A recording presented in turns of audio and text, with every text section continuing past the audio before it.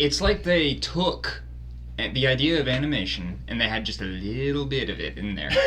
It was like 5 o'clock in the morning. I was like, man, that movie sucks. When you think of Gollum, you're not thinking of what we're thinking of, okay? No. This movie went in a whole different direction.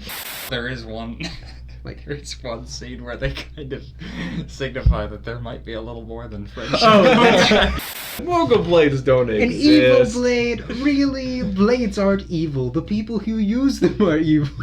Did you spend money on this movie? Only like $1. Next review you guys do, you should do something like that might be good. I Femininity. have something to say about that later in Femininity. tying into the Rings of Power, but I will save that for the podcast. Okay, The so podcast. all right, podcast. The podcast. is now, and Is now now. it is time for the intro, which AJM always does the intro for us. Yeah, I do. It's been a little while. Hi. How are you? How's it going? How are you doing today? This is Save the Script. You know that. You clicked on it. We're going to be talking about a movie today. A very beloved cult following movie. Apparently, we've just learned this. So we're going to be talking about Lord of the Rings. It's a pretty small film, you know. Not many people have seen it, heard of it. You know, pretty small franchise, pretty niche. But we decided to give it a chance, see how it was. So, I mean, I love Lord of the Rings and I love animation, so what could go wrong? yeah. Yes. Yeah, many people have heard of the absolute ripoff called the Lord of the Rings novels. Written by this guy named Tolkien. Yeah. I don't know what he was thinking. What a hack fraud, man. I can't believe that guy. How could he... Are you going to specify that this is the... And the other ripoffs, the Peter Jackson Oh trilogy. yeah, those were horrible. Horrible. Oh my movies. word. They ended. Like, they had an ending. That's so unfaithful to the originals. Full of messages of hope and love and family and We must go on without hope. friendship. And There's always hope. there's always vengeance. There's always vengeance. Very faithful portrayal of Aragorn, I must say. So we're not talking about the actual Lord of the Rings or the movies, the good ones. We're gonna be talking about Ralph Bakshi's 1978 animated, quote unquote animated, Lord of the Rings. Yes. Yay. Yay! Okay. So, What? We haven't introduced who's here. Oh well. There's this guy here, and we don't know who he I is. am Baby Giraffe, obviously, Well, but there is someone else here. I'm Agent M, and I there's am this stranger and who I broke am- into our office wielding a sword. Just your friendly local Tolkien nerd. Here to come join you guys. Seth here. So yeah, nice. Well, thanks for coming Yeah. along. Yeah. Yeah, I mean, you didn't have to bring the sword and scream at us, but that's just, okay. Just wanted to make it real. You know? Well, you did. Good job. Yep. Thank you. Yep. I appreciate it. All right. So Okay. now can I talk about this movie? Yeah, Yes, now let's we talk can talk about about the So movie. going into this thing, I'm being told this is an animated Lord of the Rings. Okay, I love Lord of the Rings. I love animation. Okay, this movie starts off with just straight up like silhouettes of live action. Yeah. Like Looks like acting. I put a curtain. It looks like there's someone who was on stage and put a curtain in front of these people, Right.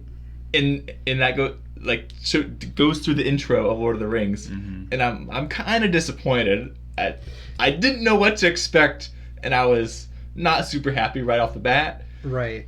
But before we get too much into spoilers, do you want to just give like our brief non-spoiler thoughts about the film? Sure. Okay. This animated movie is barely animated. Yeah. It's It has- not good. It's like they took the idea of animation and they had just a little bit of it in there. And during like the main fight scenes, they have like people who what do they call it, rotoscoping? Well, actually, I'm pretty sure it's the whole movie is like well, that. Okay. There's two main techniques. The animated parts are rotoscoped, Oh yeah, that's and then what it was. there's other there are a lot of parts that aren't actually animated at all. They are just they're modified live action footage. That's what I Yeah. meant. That Yeah, That's- they're What's that called? well, there are actually like 3 techniques they're using. I don't know because nobody ever does it. One of the techniques they use for the live action or for the animated, those have quotes around them. Those live action parts, they use Xerox and solarization and paint overs.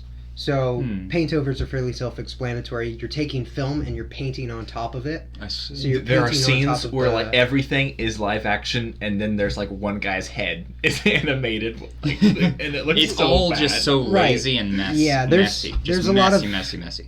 There's a lot of inconsistencies about how things are approached visually in like every department. So it's a mess visually. Except it's for a like mess. once they introduce the movie. First of all, the first part of it kind of like sets the tone for the whole thing, and then they have like The first section is the best part. Like, yeah, and then easily. they have a section after that that goes for like 20 minutes, 30 minutes. It's all pretty much animated, right? Yeah, The most intro. most of After the it intro. goes after the intro.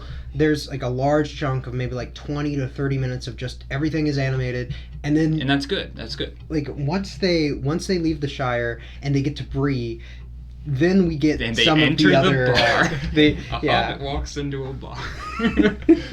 4 hobbits walk into a bar and are greeted by a bunch of abominations.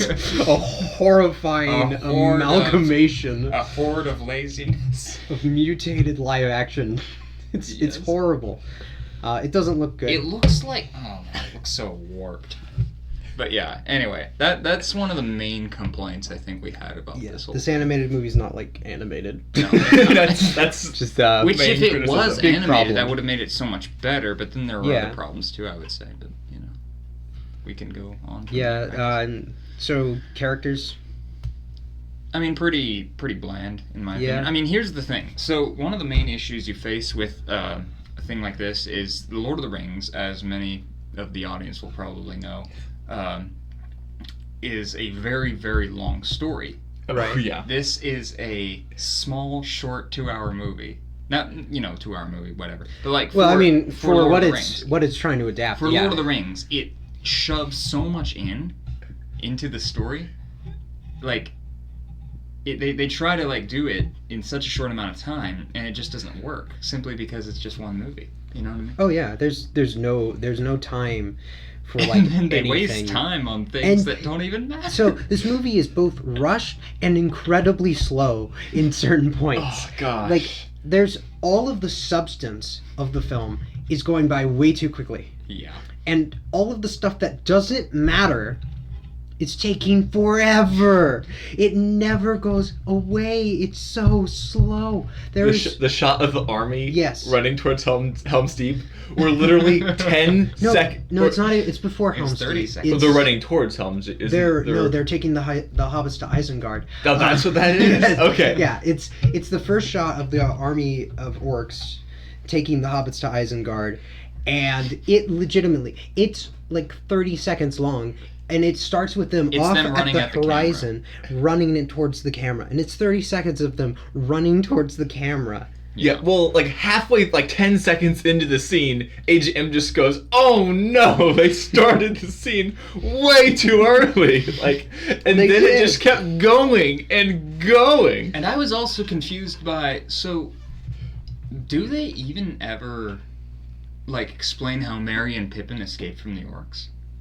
They didn't show it. They just showed them. Not Did they they didn't do a really? good job, but we'll leave that for the spoiler section Okay. before we get too into that. Okay. So right now these are just kind of our broad, mostly complaints. Also, there was for the another film. scene like that. So Yeah. do you remember when Frodo is running from the Nazgul or running? Oh yeah, yeah. Oh, that. Oh, my- They're the horses, like the Witch King. I think it's the Witch King. He comes up, and Frodo's kind of far away from him, and they're both like looking at each other. And there's this weird music going on, and Yeah. then some weird lights, and then they're kind of like the horses are sidestepping, and then like the Nazgul starts like saying, "To Mordor we will take you." Yep. Oh man. And it goes on for a so long long. time.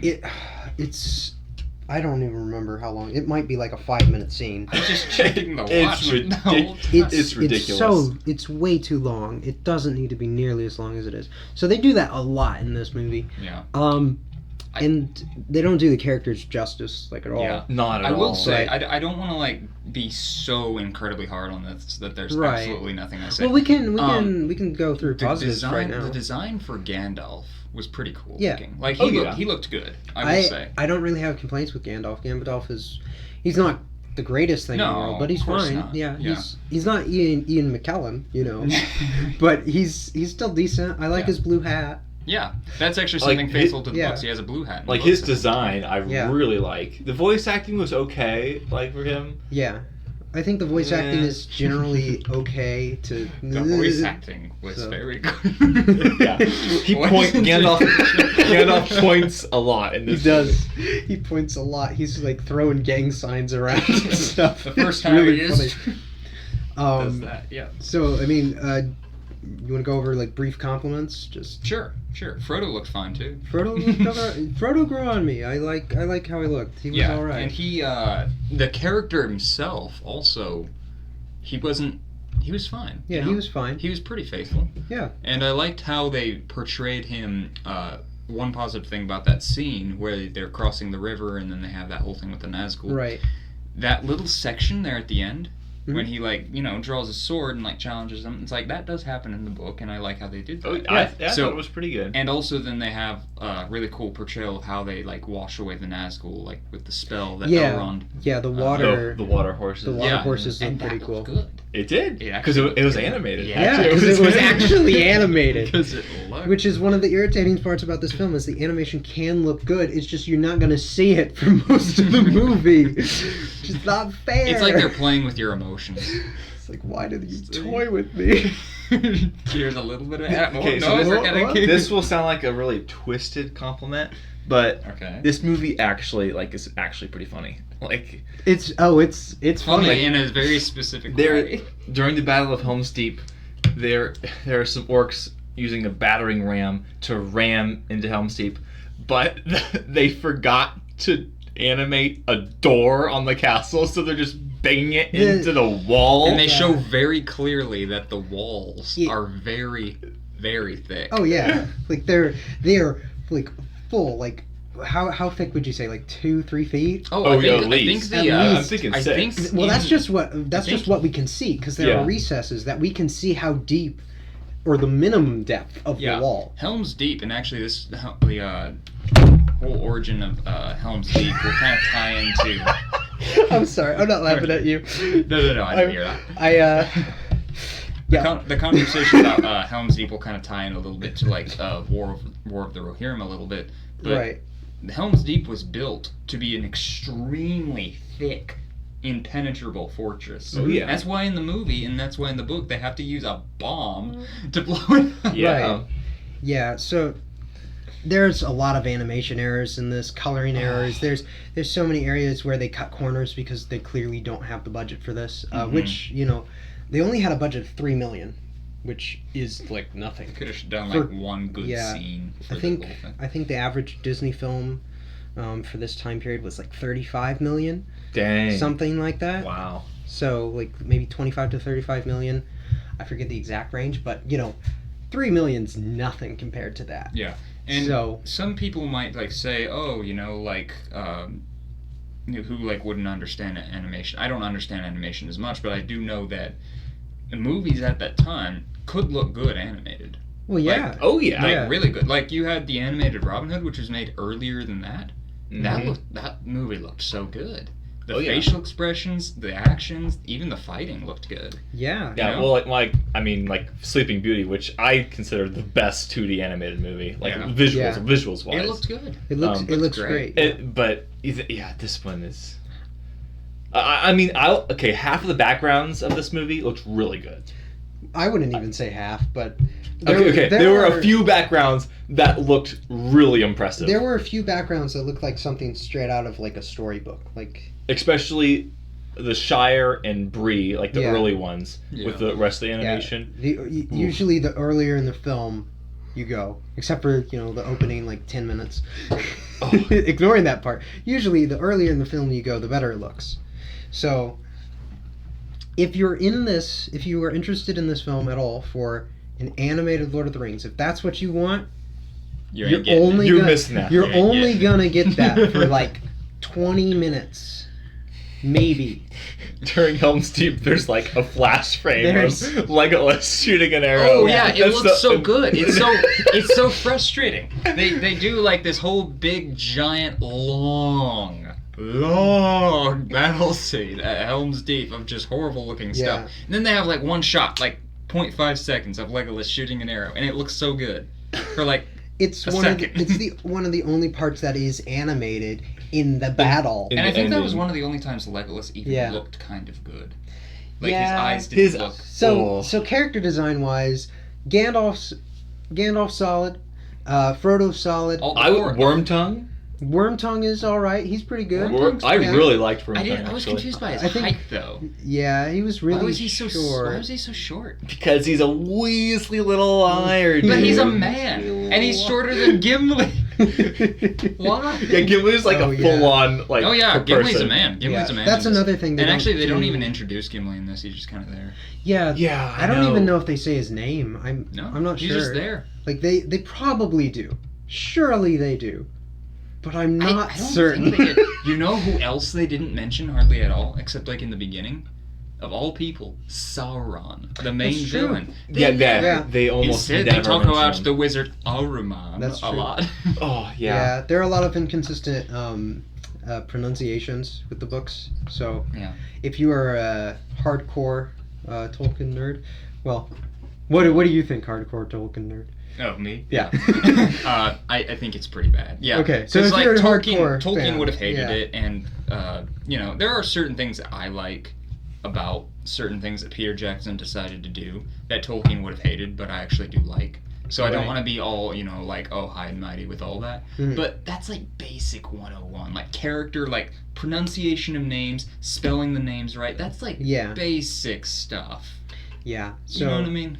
So the character designs are like really inconsistent. The pronunciations aren't very faithful. And what did you guys think of the animation of the orcs? You mean the not animation? There is only one scene where we see any orc that is animated, and we only get to see a hand. No, there are and two. A foot. There's two. There's two. There's one scene where he grabs Merry's head. Yeah. And then there's another scene where you see his foot get stabbed by Frodo. Oh yeah, that's right. They're coming in the door at. He yells for the Shire Moria. and stabs the foot. Remember that? Yeah, in Moria. No, I don't remember. They're trying to close the door. I'll have to show that Boromir is to trying you to close the after, door. So that'd be goblins. That wouldn't be. And orcs. Well, I mean, monster if foot. You want to go, there's one monster. This is actually foot. something that's so argued by like. Oh, it is. People. Okay, Yeah. all right. I didn't realize that. I'm not gonna go all into it, but orcs are goblins. Goblins are orcs. Urukai are orcs, and Urukai are also goblins. So it's kind of weird. Interesting. Yeah, that's basically a summary of like an hour-long conversation. The lines have always seemed a little blurry to me. So they are. Yeah. Well, it depends on the movie or the book. That's kind of where you draw the line. Right. And it depends on what year you're also looking at Tolkien's source material. Right. Like what he was kind of thinking. So yeah. Anyway. Yeah. So.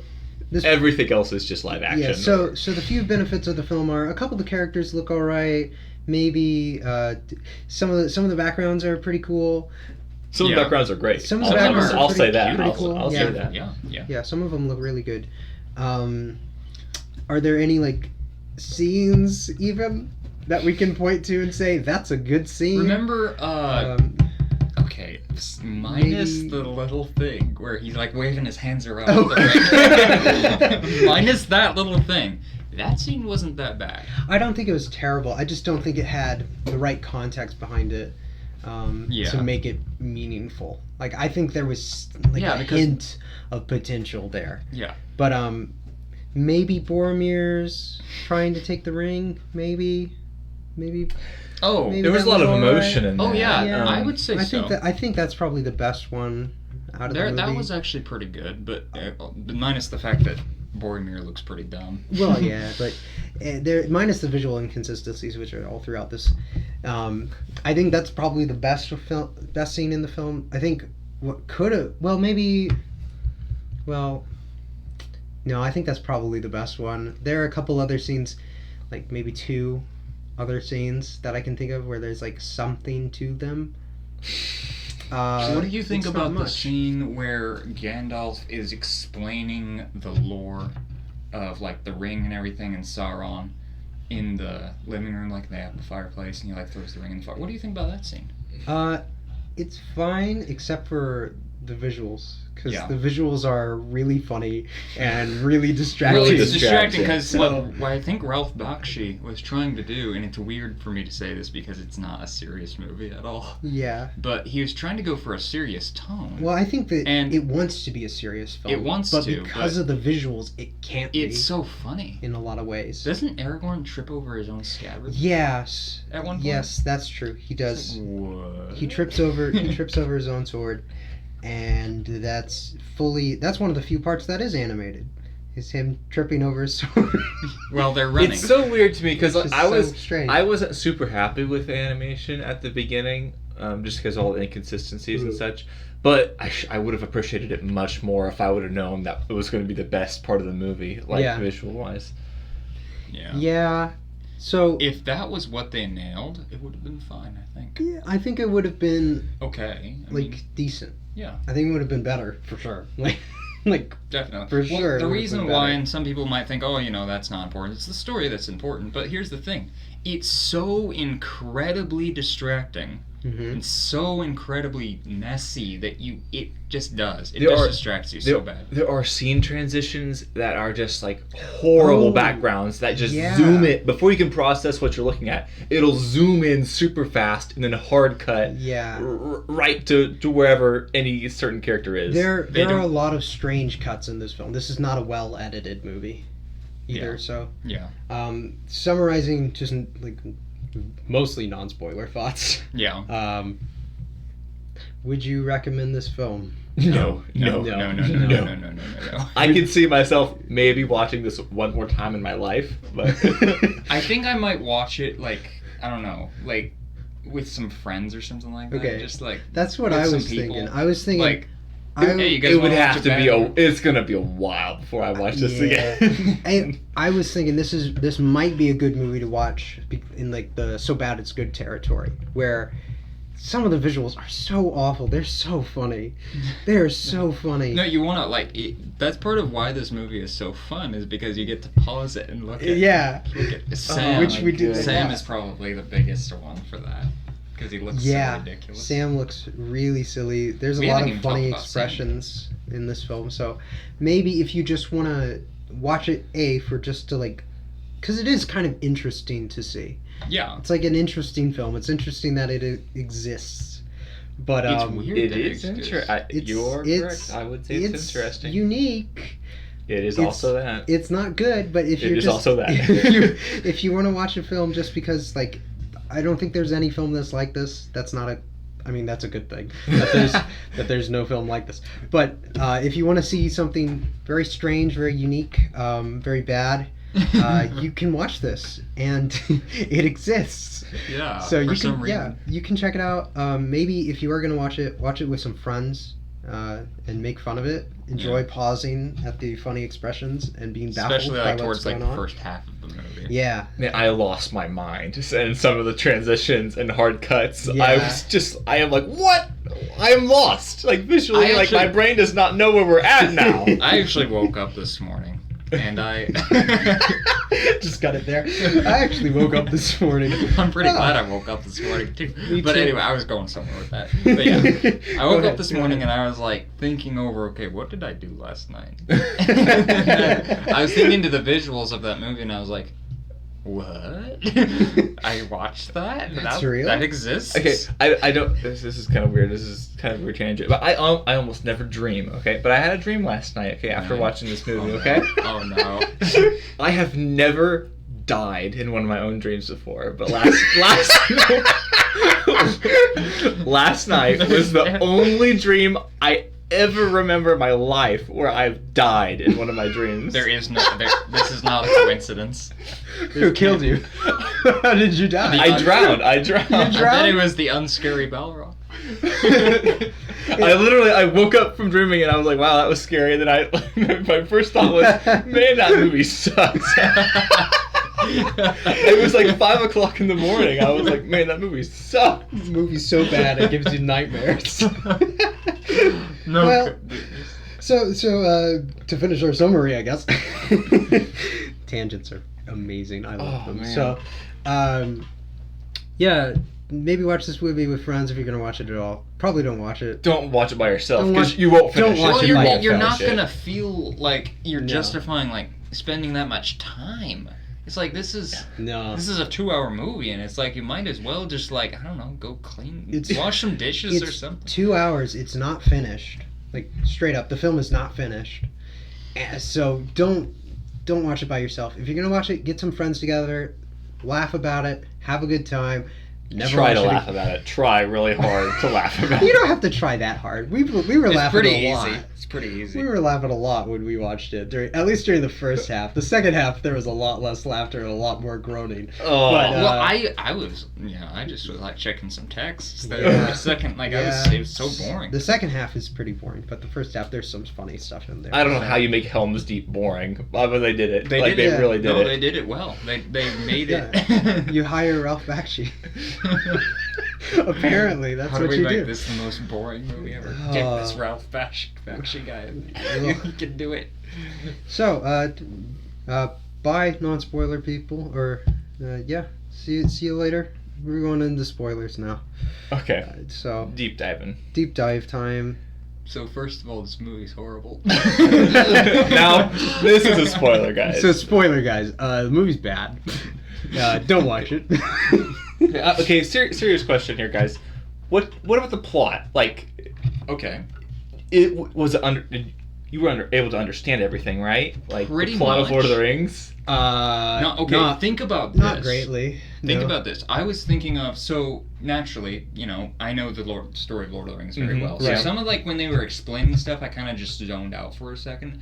But if I put myself in the perspective of somebody who had never seen anything, Lord of the Rings, The Hobbit, whatever. Yeah. If you had just some guy, even if he had never read the books and he just watched this, to me it would be very confusing. That's what I was thinking because I have read actually everything that was in the movie I've read, but I haven't actually finished Lord of the Rings though. But everything in the movie I have read, and so I was able to follow along with everything. And obviously I've seen the live action Peter Jackson movies. Right. But if I hadn't seen those, like I would be very confused on all these who all these characters are. Like Merry and Pippin. Like Pippin only says 2 lines maybe in the whole thing. He drops some stones in the He well. drops a rock in a well. Gandalf calls him a fool of a toque. Fool of a Pippin. And a fool of a Pippin. And he And he harumps dances away. No, he dances around, flings his arms all over the place. Which and that is looks really so funny, because they do that a lot in this movie. yeah. It looks so weird. Do you remember Yeah. Gollum? Yeah. With his hands? Oh, It's yeah. doing this weird body motion. Golem is the most overacted character in the film, which is saying a lot because all of them overact. But there's one section where he's just flinging his tongue out while he's talking. Nobody talks like that, but he's flinging his tongue out of his mouth while he is talking, and he's dancing around, Which is very throwing odd his arms because all he's over. not talking. When you think of Gollum, you're not thinking of what we're thinking of. Okay. No. This movie went in a whole different direction for Gollum. Oh, yeah. Yeah. Also, he's all one solid color except for his eyes. What color were his eyes? They were like a Weren't they? green. Green? Like a green. Yeah. Yeah. And But- I will say, one good thing about Gollum in this, he was animated the whole time, so that's nice. Right. Yeah, And that's true.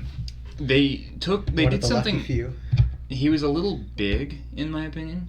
Yeah. But another thing, one good thing about him is they did kind of something accurate to the books. They had him sometimes stand up on 2 feet, which I thought was interesting because it did look weird, Mhm. but that was that's what's in the book. Yeah, I Right. was fine with that. Yeah. I wasn't fine with him crawling around like a baby No, on his yeah. hands and knees. Well, I think That did look weird. I think that was a bad decision, but it's also even worse because they draw attention to it by having him like switch. Sometimes he'll like switch to like one foot and then go back to the knees, and then he'll just switch to the other foot and go back to the knees.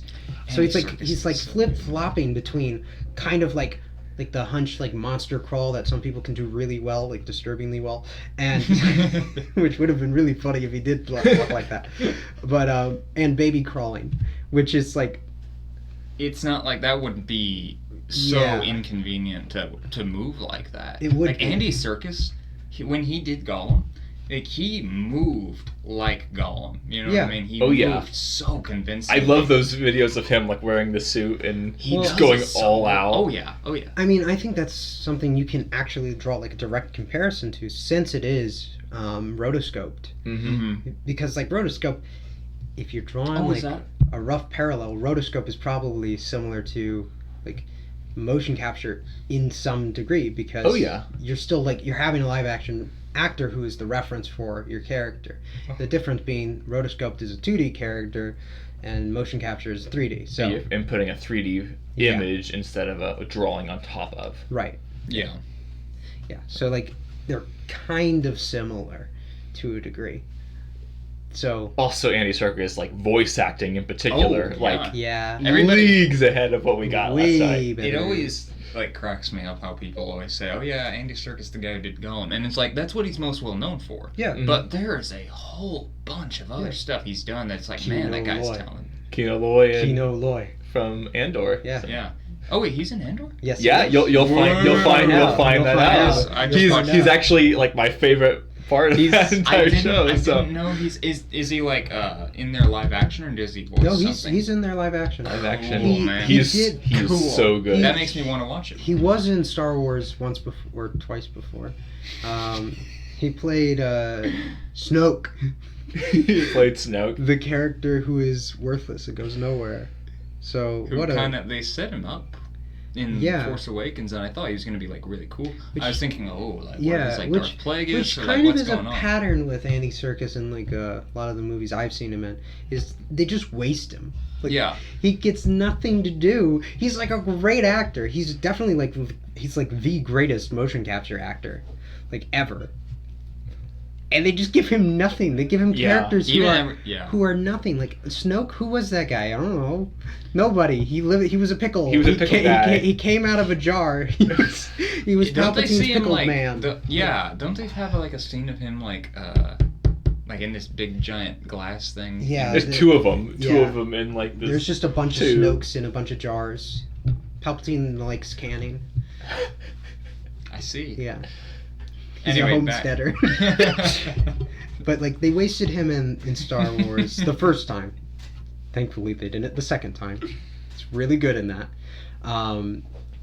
He's really good in Andor, to be specific. I don't want anybody to misinterpret me there. And then he's totally wasted in the Marvel movies as well. Black Panther. Yeah, Black Panther. I actually like his character. I actually really liked him in like his acting in in this first scene of Black Panther. Really good. It's just completely different than who he was when he was introduced. Oh yeah, Age of Ultron, the Age of Ultron version, and from Black Panther, just like completely different people. But I really didn't like the Black Panther version of him because he was just kind of a crazy guy. No, I really like the first scene where he tells the security guard to run away. He can leave. Maybe the first scene. And then he shoots him in the back. That's a very like Andy Serkis, Tom Hardy kind of character, you know. Maybe the first scene. I didn't like him throughout the movie as a whole. That's what I meant. Okay, yeah. I wasn't talking about that scene in specific because I don't remember it in specific. I just remember the broad strokes right now. So, yeah. Anyway, back to back to your original question, which was about following the plot. I didn't follow the plot very well. And I'm probably the person here who has watched Lord of the Rings and read Lord of the Rings the least. So, I didn't follow the plot very well. I cannot imagine someone who has no experience watching this movie and being like, I understand everything that's happening. Like, I was confused at many points. So, I don't think they did a good job. Yeah. As far as making this a good standalone, like there's so many things that are just really confusing on their own. So. Yeah. Yeah. I'd also kind of like to say, for two characters specifically, they completely changed the dynamic of the entire, like, who they are, like, what their whole attitude towards life is. Sam and Aragorn, both, they ruin them. They ruin them big time. There's one time Frodo is just giving this monologue how depressed he is, how he can't go on, and then Sam just stands up and whistles and walks away. Yeah, so the line that, like, so Sam is, like, talking about, like, how he doesn't know if they're going to have enough, like, food or if they're going to be able to get back home afterwards. He's like, I know we can make it there, but I don't know if we can make it back. And Frodo's like, back, if we could just get there. If we could just get there, Sam. That's what he's saying that. And then he he takes like a second. And then he goes, like, the ring is so heavy. So heavy. And he's like hanging his head because he's just exhausted.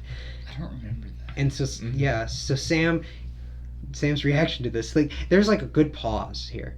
So you think, okay, maybe this is going to be the first time in the film where Sam is actually encouraging and supportive, and he's going to be like the best friend that he always should be.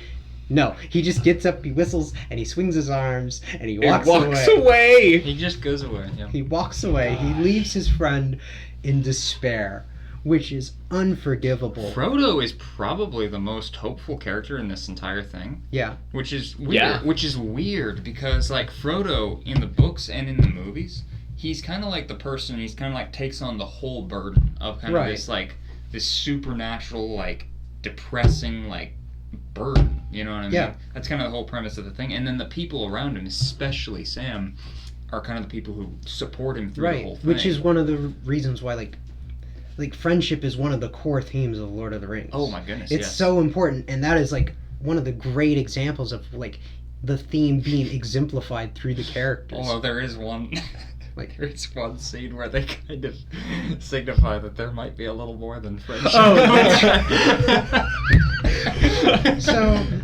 we all know that people like to joke around. Some people are not joking, but people like to joke around about Sam and Frodo being gay in the Percy Jackets and Lord of the Rings.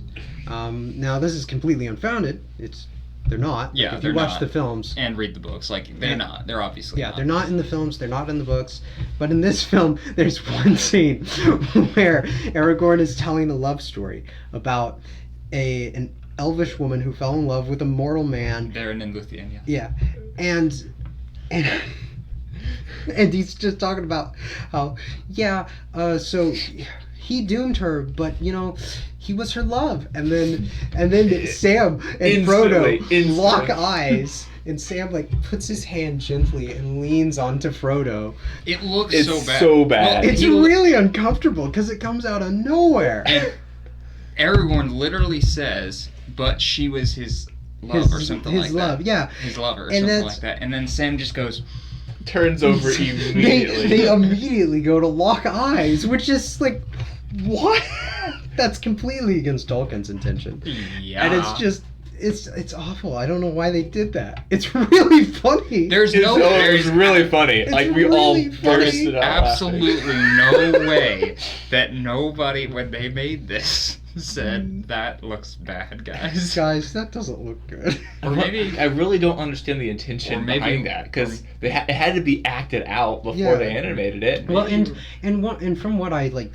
From researching this film, looking at like reviews and reading a little bit about Bakshi and what he was thinking, like so originally this film was going, like, somebody else had the rights to this movie, so he wasn't going to make it, and so he convinced a studio to buy out the rights from this person, to buy their script, so he could throw it out. And so he could do the project. Okay. Because he heard that he was upset because he heard that this guy was going to make it one film. He was going to make all 3 books into one film, and he was mortified by that. He was like, that's not what Tolkien would have wanted. So, like, clearly he had respect for Tolkien, like, clearly. But he didn't catch this. It's like, it's just such a bizarre thing to do. Oh, that looks cool. I don't know. Yeah. We've got but then moving on to, Sam's pretty bad in this, which is... which is a bad premise for this movie anyway, because most people's favorite character is Sam. Now he's not Yeah. quite my favorite character. Who But is your favorite character? Then? it's hard. I don't know. So Don't it might blame be me, Sam. I Is don't what you're blame saying. It might be. I don't It know. might He's not be. really my favorite, but he's close. It's Schrodinger's But, favorite character. I don't know why. I've always really liked Gandalf. I think he's one. Oh, of my Gandalf's Gandalf is great, super yeah. cool. Or like one of the more book characters, I would say. No. Like No. I don't know. That's so hard. You know. Yeah. For me, it's easy. It's Aragorn. This is kind of Aragorn a weird. This is kind of weird. so A weird cool. one, but especially if you look into like his history, like in Silmarillion, Elrond. He's really cool. Elrond? Yeah, Elrond. His whole Yeah. legacy, like his bloodline and everything, is just such a cool history. Yeah. But anyway, moving on to Yeah, I'm basic. Sam's my favorite. yeah. Same issue. No, Yeah, Sam. Sam That's is a my favorite. legit like. I know he's like everybody's favorite, but no, everybody's right. Okay. But that's like a legit like person to like. You know Yeah. what I mean? Oh, yeah. Like, he Oh, is yeah. super like. He's the guy. You know. He's the guy. He's He's Elijah Wood. Yeah, he's Elijah Wood. No, from he's Spy Sean Kids 3. Sam No, is shot Austin. He's Elijah Wood from Spy Kids 3D. He's the guy. The guy. Yeah, Oh, the guy. the guy. Oh, okay. Yeah, he's the I guy. haven't seen Spy Kids in a long time. In a long time. I'm I have seen surprised it. you don't know the Elijah Wood meme from that. Yeah. I haven't, Whenever no. someone Yeah. says like, "Oh, he's the guy," He's I the always guy. say, "Oh, that means he's Elijah Wood." Yeah. That's Oh, I didn't know that. Yeah, so never heard of so that. Spy Kids 3 in Spy Kids 3D, there's like the mascot for the video game they go into is called the guy, and so Okay. it's Elijah Wood. He shows up at like Really? yeah towards Yeah. the end of the movie. He gets like one scene. He shows up. He says cake. He dies. It's really funny. Yeah. He says cake and dies. Yeah. Like He says explodes. cake and Wait, dies. and it's Elijah Wood? Yeah. Yeah. Yeah. I He's might need the to- guy. I might need to rewatch that. We should movie. watch Spy Kids 3. That would be fun. Simply for that part. It would be really fun. It's pretty funny. So he It's just pretty says funny. cake and He just says cake. He says cake and Well, he dies. When he first shows up, he says, "I'm the guy," I'm the guy. And then when he like gets shot or whatever, He's the guy. and he goes and he's like dying, his lives are going out, and he just says cake, and then he explodes. No, he says cake before. Oh, really? Before. Yeah. Okay. He says cake. He says cake. He gets electrocuted. He dies. Okay. Yeah. Yep. That was a very good Nazgul impression. was Oh great. yeah. That's what Yeah. the Nazguls sound like, by They the way, do. in this movie. They sound very funny. Yeah. Sam is so as far as characters go. Sam is ruined. Like Yeah. he's It's probably one of the He- least likable people he in is. this. Not only is his design is not good. Like it's not a very likable design. He looks like he's missing so many teeth, man. He's got 2 teeth. And He's got 2 top they're- teeth. And it's not like hobbits are the most beautiful looking No. creatures, but at least make But them Sam look is the bearable. Yeah, they're not the ugliest, and Sam is the ugliest. Like Yeah. he's one of the ugliest. Like guys I'd say in what the I'd movie. say Frodo looked alright. Frodo looked alright, looked yeah. okay. The further the more the film went on, I realized how less of how little animation we're gonna get. Like I actually like Frodo started to look really good. Frodo like- grew on me throughout the film. Like he was able to like have expressions that I thought were pretty good for. There what he are a was trying to couple that are convey. really funny. Oh that yeah. there's Oh yeah. no Well, that idea goes. You could, Yeah. like, What they're trying to Yes. convey. But yeah, there are a couple that are genuinely like that are full of personality. Yeah. There's one look he Like- gives Gandalf where he's just Yeah. like Okay. Everything Like, I what are you compliment, talking you have about? to. Everything I compliment, just assume that 95% isn't that thing. And just assume that most of it, I'm complimenting the 5%. every compliment comes with a whole lot of caveats. There we go. There we go. Yeah. It's like a 99 to 1 ratio, and that's not there's 99 caveats per compliment. So it's not very good. Yeah, but Sam's design's terrible, and his amount of teeth does like fluctuate throughout cuz at the beginning of the movie, he's got 2 top teeth. That's Yes. consistent Oh throughout yeah. the film. Yeah. But then he's got like a full row of bottom teeth. Like he's got his bottom teeth. But then later in the film, there's just like he's just got like 3 or 4 in a couple shots. Like he lost his teeth and then he grows them back. Like it's a weird inconsistency. Hobbit powers, I guess. They can My hobbit powers grow teeth back 'cause they, teeth. That's- they, that's well, they so eat, they weird. eat so much that their teeth fall out, and they have to grow their teeth back. That's what they can do. It's like a special hobbit ability. No, I'm not. Okay, thank I'm you. not kidding. Because you know so much. Like Yeah, that's, I, that's no, so no, that's I- so weird I because could- you could easily trick me. I know for animated shows like say like for Scooby-Doo, like they look the same throughout the entire series. It's just an easy way to keep it consistent the entire time. Mm-hmm. Okay, and so this is a movie. Sam doesn't change at all. Like his clothes doesn't change at any point. Not after Rivendell. Nothing. No, his clothes don't. No. Yeah. So like, why would they have a consistent character design that they could always reference? Right. Well, They they make it probably easier. do have model sheets for him. It's just so strange because there are so many, like, I think it's because of the rotoscoping. There are like times where things get way more detailed. I don't think the Sam's but the teeth. the teeth thing No, seems like an easy no. thing they'd be Yeah. able to. Yeah, I'm not Look talking at. about that. I'm not talking about that. That's just Okay. a weird inconsistency that I'm not Okay. sure how that happened. But like, there are other points where like during Boromir's scene where he's trying to take the ring from Frodo. Yeah. He like all of the close shots are way more detailed, like than like any of his other shots throughout the film. Yeah. This is like the most detailed Boromir's ever been. Like you can see the individual teeth. You can see so much of the detail on him. He's actually got detail on his beard. It's not just Yeah. one solid Yeah, piece. it's not like a solid shape. And I think that's because of the rotoscoping. I think that's an inconsistency because of it. And of course, there's so many inconsistencies. It's hard to know what's because of what, but I think there are a couple that are because of the rotoscoping, which, and so back to Sam, because we keep getting away from, because he's such a little creep. He's like the shortest one. Oh, Yeah. there's a scene. He is the shortest one. Do you remember? Okay, so first of all, this was a really annoying part when he says, "Oh, I'm gonna be able to go see the elves." When he goes, hooray! He goes, "Oh my!" Oh my! Meanwhile, while his friend is about to die over here, he's just all excited. He's Yeah, gonna go and then- see the elves. And in It's the funny because Frodo, like, he takes a second from dying and to just go, yep, those are elves. It's like, yep, Sam, He didn't that's even. an elf. He didn't even ask. And then Sam makes a really confusing noise. And then Yeah. the first thing he says to Legolas is he starts arguing with him. Which is, yeah. He starts arguing with him, and he's like, "Oh, Mr. Well- Frodo needs a rest." Yeah, so, which is really strange. So, this is after Frodo's been stabbed by the Morgul blade, right? Yeah. Yep. Yeah. Yes. I got it. Yes. I'm cool. So this is right after like Frodo's been stabbed by the Morgul blade, and not only is it after that, but it is after Aragorn has directly explained to Sam what's happening with the Morgul blade. Yeah. So Sam knows that it's like a magical sickness, Yeah. and it's not going to go away.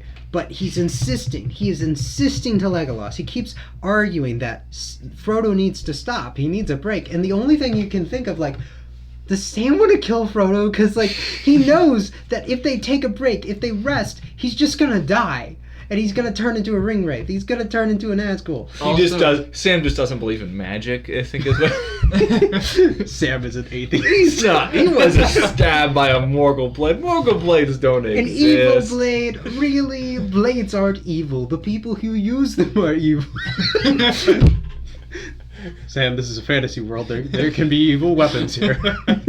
He's like, we need to go back to the Hobbiton and ban knives. We need to ban knives. They're evil. I think we should ban swords, just the evil ones. But that part is so baffling. It makes Sam look awful. Like, Yeah. It makes him look like, and he's been annoying, like up to this point. But now he's like actively like he's so stupid. It's malicious. Like, okay, like this actively harms this character. If you did not Yeah. have, because you're out of time with this movie anyway. If you Yeah. just didn't have it, you would have more time, and it would better his character, like, or it wouldn't damage his character. If you cut this scene, the movie is significantly better. Because it makes Sam not look like an idiot who's going to try to kill Frodo. Like, Yeah. Also, oh my word. it's like later on he tries to go with Frodo, which is in the original story. Which is like the one part about Sam I liked was when he was trying to go with Frodo. Yeah. Because of the visuals for it. If you took that whole premise of, oh, maybe Sam's trying to kill Frodo. Yeah. He's going with him. He's going with him. He's not losing his chance. But he's not looking. He's gonna take that Eldor. Like, just. It's when he says, "Oh, Frodo's in despair. Sam's just like, oh, my plan is working. that's why he whistles away." It's like gotta be inconspicuous. Oh no. This version of Sam, though, he could have been a murderer. He could He have. could have been a little serial killer. Like, because of that scene, it just makes him seem like, again, it's malicious stupidity. He's not endearing. He's no. not. He's really So, bad. so the only scene Sam was okay in that was like, whoop, my bad. I don't know what happened. Oh, so It's just a little if you're hearing loud bangings during this episode, it's me messing with the table, and I'm sorry because I'm not doing it on purpose. I just gotta get fidgety sometimes, so my bad. Anyways, so Sam's like, the best scene with Sam is when he's trying to chase after Frodo. Yeah, I'd say so.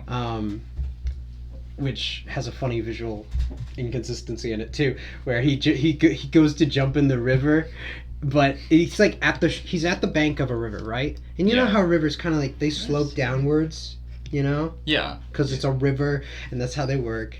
So he jumps off the bank, and he's like maybe less than a foot away, and it's just a straight drop down. Yeah, he like plummets off a diving board. It is like a pool. And from one of the angles, I thought, okay, maybe he jumped off like a cliff. Like there's rocks along the shore. And so I go to defend it because Agent Him has just like spotted this inconsistency. So I go to defend it, and then as soon as I start talking, the camera it cuts to the shoreline, and it shows sand all the way down. And I'm like, oh, never mind. There goes my defense. You can see that the background, it slopes inward. So it's not even like this is like a weird river that doesn't work like a river. It's a normal shoreline. River. It's a normal shoreline. Yeah. So, also, they completely so avoid the fact that there's actually supposed to be a waterfall there, which they send Boromir's body over into the depths. Well, maybe as a funeral. Yeah, that would have been nice to include, but yeah, I guess that's true. I don't know if it would have been in this specific area. Sorry, we're staring. We're playing at Lego minifigures. We're staring at Lego Gandalf, the good one. Yeah. I need to buy more Lord of the Rings. Is there Legos. Isn't there like a Hobbit game, like Lego game? I believe so. Yes, there is. Yes, there is. I wonder what that's like.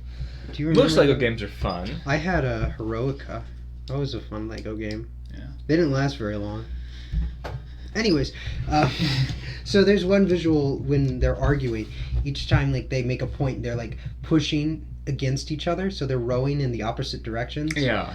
Which I was confused by at first because I didn't know. I thought I was a little confused about who was trying to go where. So, but once I realized what was happening, once I was explained to me, I was like, that's actually a pretty good visual.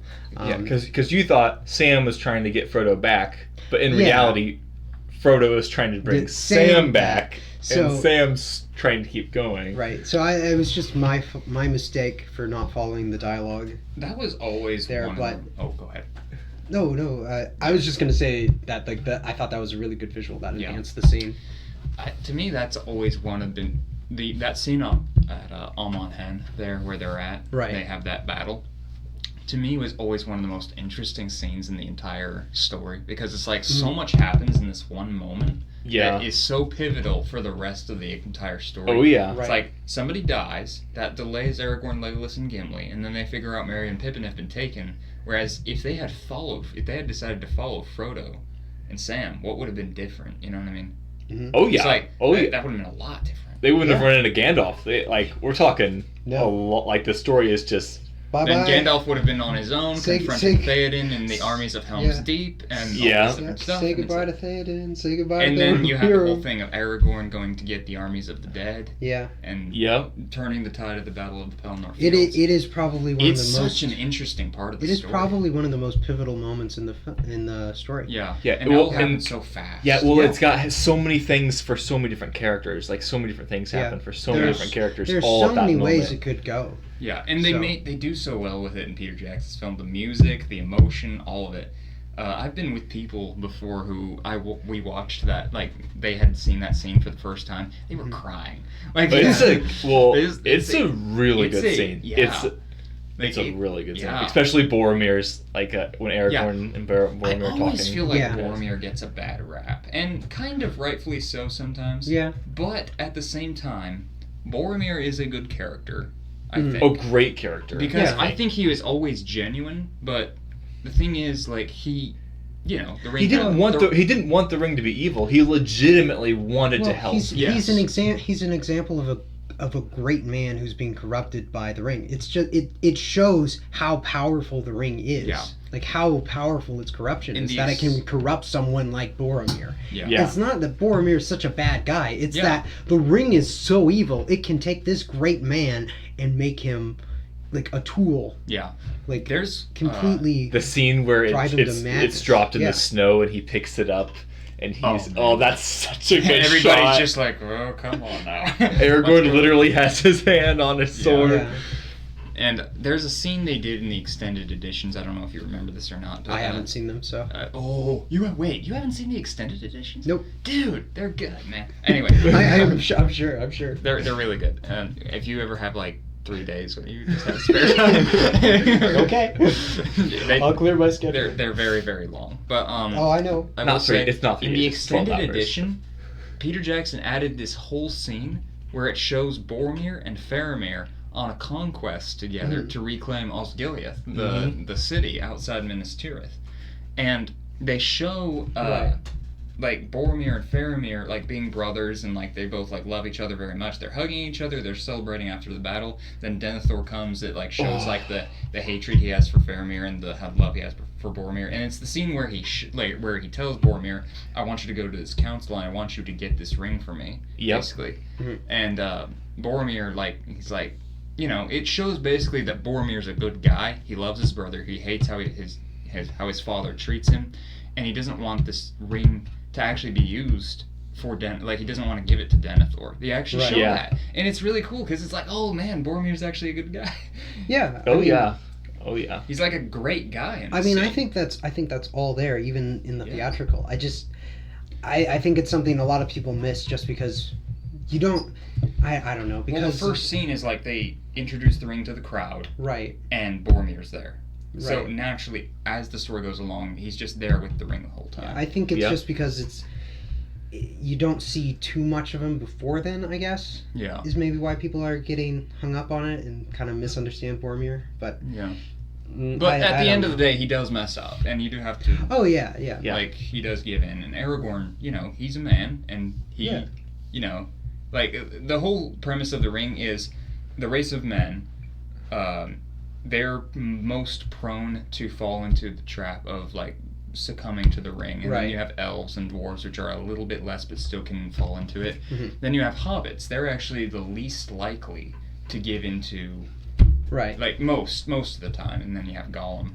Yeah. Just immediately is willing to kill his cousin or his friend. I think he's his cousin. I don't know. Anyway, it doesn't matter. I don't remember. Either way. Just, it's my birthday. Just give it to me. It's my birthday. Yeah, okay. Can we talk about that? That's in the very intro to this thing. Yeah. And when Smeagol is choking his friend, he's just like puts his hands around him, which is super, like, I don't know if you guys know this. It's super hard to choke someone out with just your hands. Yeah. It's super hard. Choking somebody is very difficult to do. Well, I like how they do it better in the Peter Jackson ones because he's like on top of him. Oh right? yeah. He's going at it. Yeah.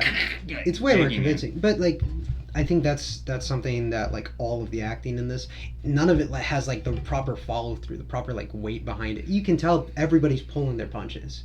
You know? Like the first scene. I mean, when they have the curtain, the guys who are fighting, they're just moving their arms and they're like, hey. Yeah, they're like pretending to move slowly. It's like a very slow stage performance. Is what it reminded me of. We had better fight choreography for the fairy tale we wrote than that. Yeah, yeah. It's like bad community theater. It's legitimately what it was. Just get some guys off the street to just grab us. Oh yeah, just yeah. I don't know. Like the choreography overall is terrible. Yeah. Like which is one thing. So looking at like a lot of reviews, you see the defenders of this film, the people who like it. You see them come out of the woodwork, and they're all just like, "Man, the choreography's great, the visuals are great," and it's like, "What are you talking about? This is the wrong movie, dude." It's like, are you all blind? Like, I don't know. Well, what the music they're wasn't good talking about. either, so I don't. I don't know. I really don't understand where they're coming from. Cause I'd like to actually. It'd be interesting to have somebody and just like talk to them who actually likes it. I'd be interested and to talk hear to why, them. because like I just don't see all of the. They were reasons- scared of the Balrog in the description of the book, so they liked the movie. Oh, this one's not that scary. Maybe they want it to be good so badly that mean, they just kind of force themselves. I'm guessing it's probably nostalgia. That's my guess. I think these that's are probably valid. people who saw it when they were younger. They saw it in. I theaters can't- There and must they have been a enjoyed lot it. of people that saw that movie though, because I what guess. happened is It I made saw it this- made a lot of money, I guess. Well, Wait, I think did it made like 30 million. or In the something. US, yeah. 30 million in the US That baffles on me a 3 so million badly. budget, and then you like let's just double the budget for like marketing. Yep. Yeah, that's a huge profit. Yeah. That's a pretty good profit. So yeah, but even back then when it was released, like fans were not happy. Like fans of the book Yeah. were not happy because they didn't know it was just part of it. It wasn't the whole story. Yeah. Because this film isn't finished. It's not a The complete first of story. many adventures of Frodo and his friends. Well, he said They said something Okay. like that, didn't they? so. Yeah, the very last line. Because this film isn't movie. finished, let's talk First about. great tale of the Let's Lord talk of the- briefly about how it ends, because there are like, so the end for the different characters, because there are like three groups of characters. There's Merry and Pippin are off doing their thing. Then you've got Gollum and Sam and Frodo doing their thing, Yeah. and then you've got Gandalf Everyone and the else, boys doing their thing. So Gandalf and the boys. so first it ends Merry and Pippin's story. Their part of the story ends first, right? Mhm. And so it just ends with them talking to Treebeard, and Treebeard's like, I'm not on anybody's side because nobody's really on my side, and Which is go ahead. but Isengard kind of sucks because they're killing all the trees, and that's kind of lame. And Yeah. I don't like that, so I'm gonna go kill Isengard. I'm Yeah. cool with that. And then Merry and Pippin clap for Yeah, it. and the funny. Oh, So they clap- I forgot about So they clap in a really funny way because first Merry claps for like a couple seconds, and then Pippin claps for a couple seconds, and then they like pause, and then they clap again Together. Yeah. simultaneously. And not only they clap in a weird way, it's like how a little kid claps, like where they don't know what to do with. They don't have like really good control of their hands, so their clap is kind of like floppy, for lack of a better word. And also, So it's And really that's strange. that's the last we see of them in the movie. Yeah, we And- see them doing this floppy clap, and then they're gone. No. That's it. And the whole reason for Treebeard is they're setting up the whole destruction of Isengard. Right. And when Treebeard says, I'm on nobody's side because nobody's on my side, his whole thing, he was created by the Valar to protect the woods, the forest. So Right. he is on the side of the good guys, but it's just like he doesn't really his whole job, his whole sense of being is just protection of nature. That's Right. his like the whole thing. Lorax. Yeah. Which It's like he looks he doesn't vaguely necessarily look at it as like, oh, I don't even know what's going on in the outside world. I'm just here to protect Yeah. what I've been assigned to and what's in my I'm a tree herder. yes. I herd trees. I guess. I am the tree I was always beard. I confused speak why for the they're- trees. I was always confused why they're called tree herders, but They herd trees. I mean, okay. I mean, there are different kinds of beings think that that's why, do but- take the shape of a tree in Tolkien's world. There's these things called Huorns, which are basically they are trees, but they're Right. alive. Do you remember Old Man Willow Yeah. in Yeah. Tom? That's a Huorn, but it's like one of the biggest in the world. Yeah. And it's like it eats it consumes what's around it. It actually Mm-hmm. it's magical to draw people in, and it has this sleeping effect that goes Right. around the air, and you fall asleep, and then it takes you up in its roots, and it basically eats you. So Yum. That's my favorite way to eat. But yeah, that's that. And then you have the Ents, which treat Right. and then you have regular. Is the barrow white? Is that one? The Barrow Whites are Yeah. actually basically what they are. They're basically ghosts. Okay. They're not Tolkien.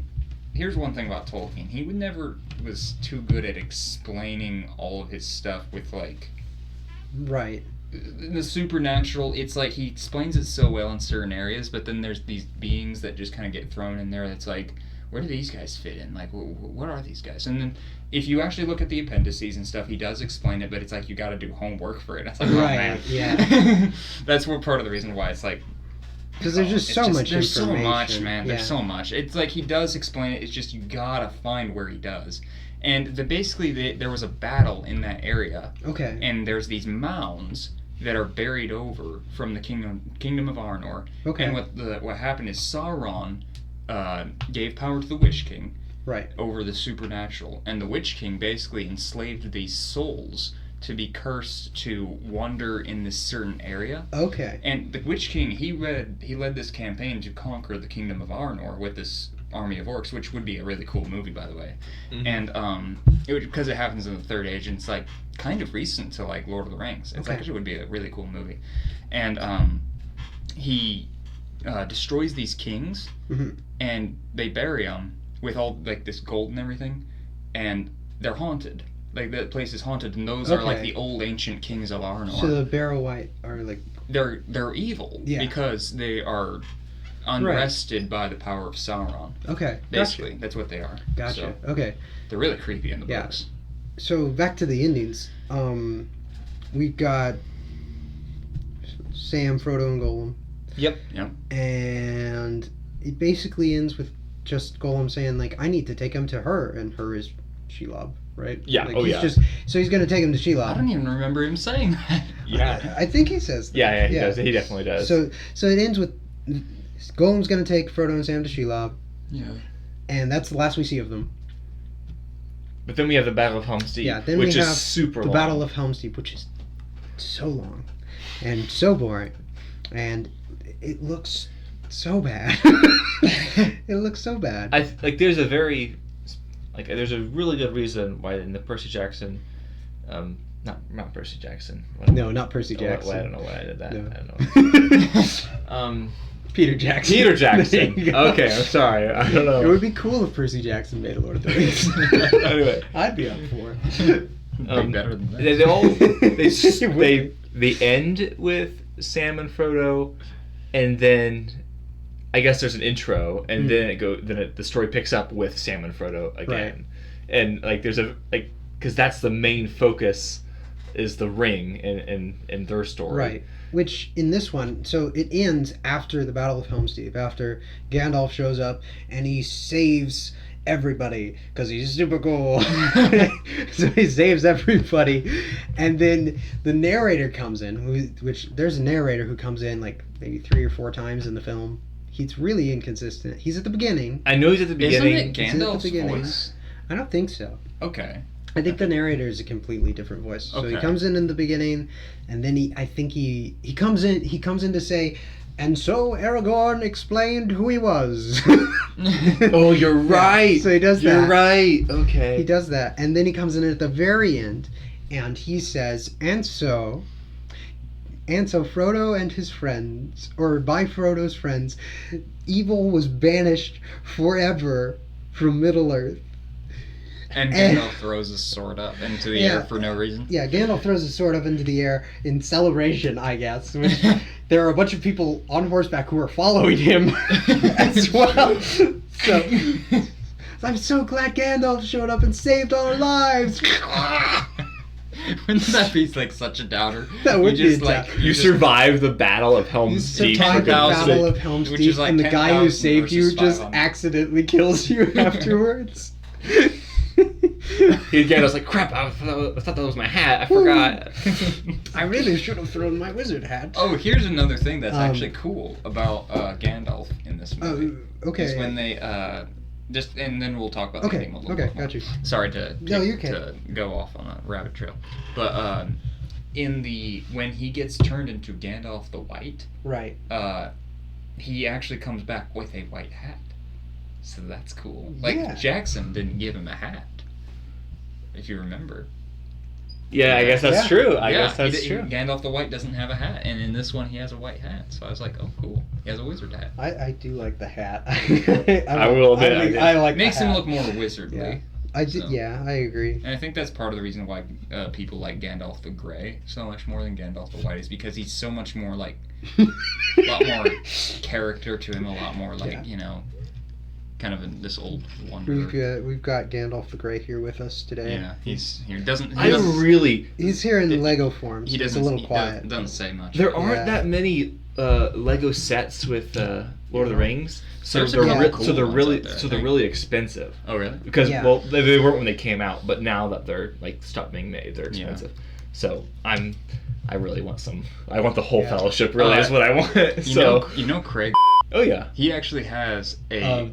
Should we believe that name? I'll bleep that. Don't worry.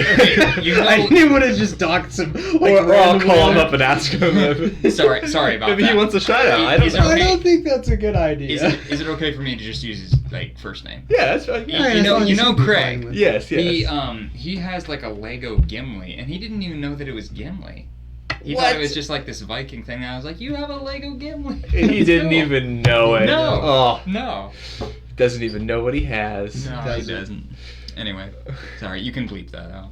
That's fine. We will bleep his name out just Anyway, for his privacy. Back to the ending. Sorry.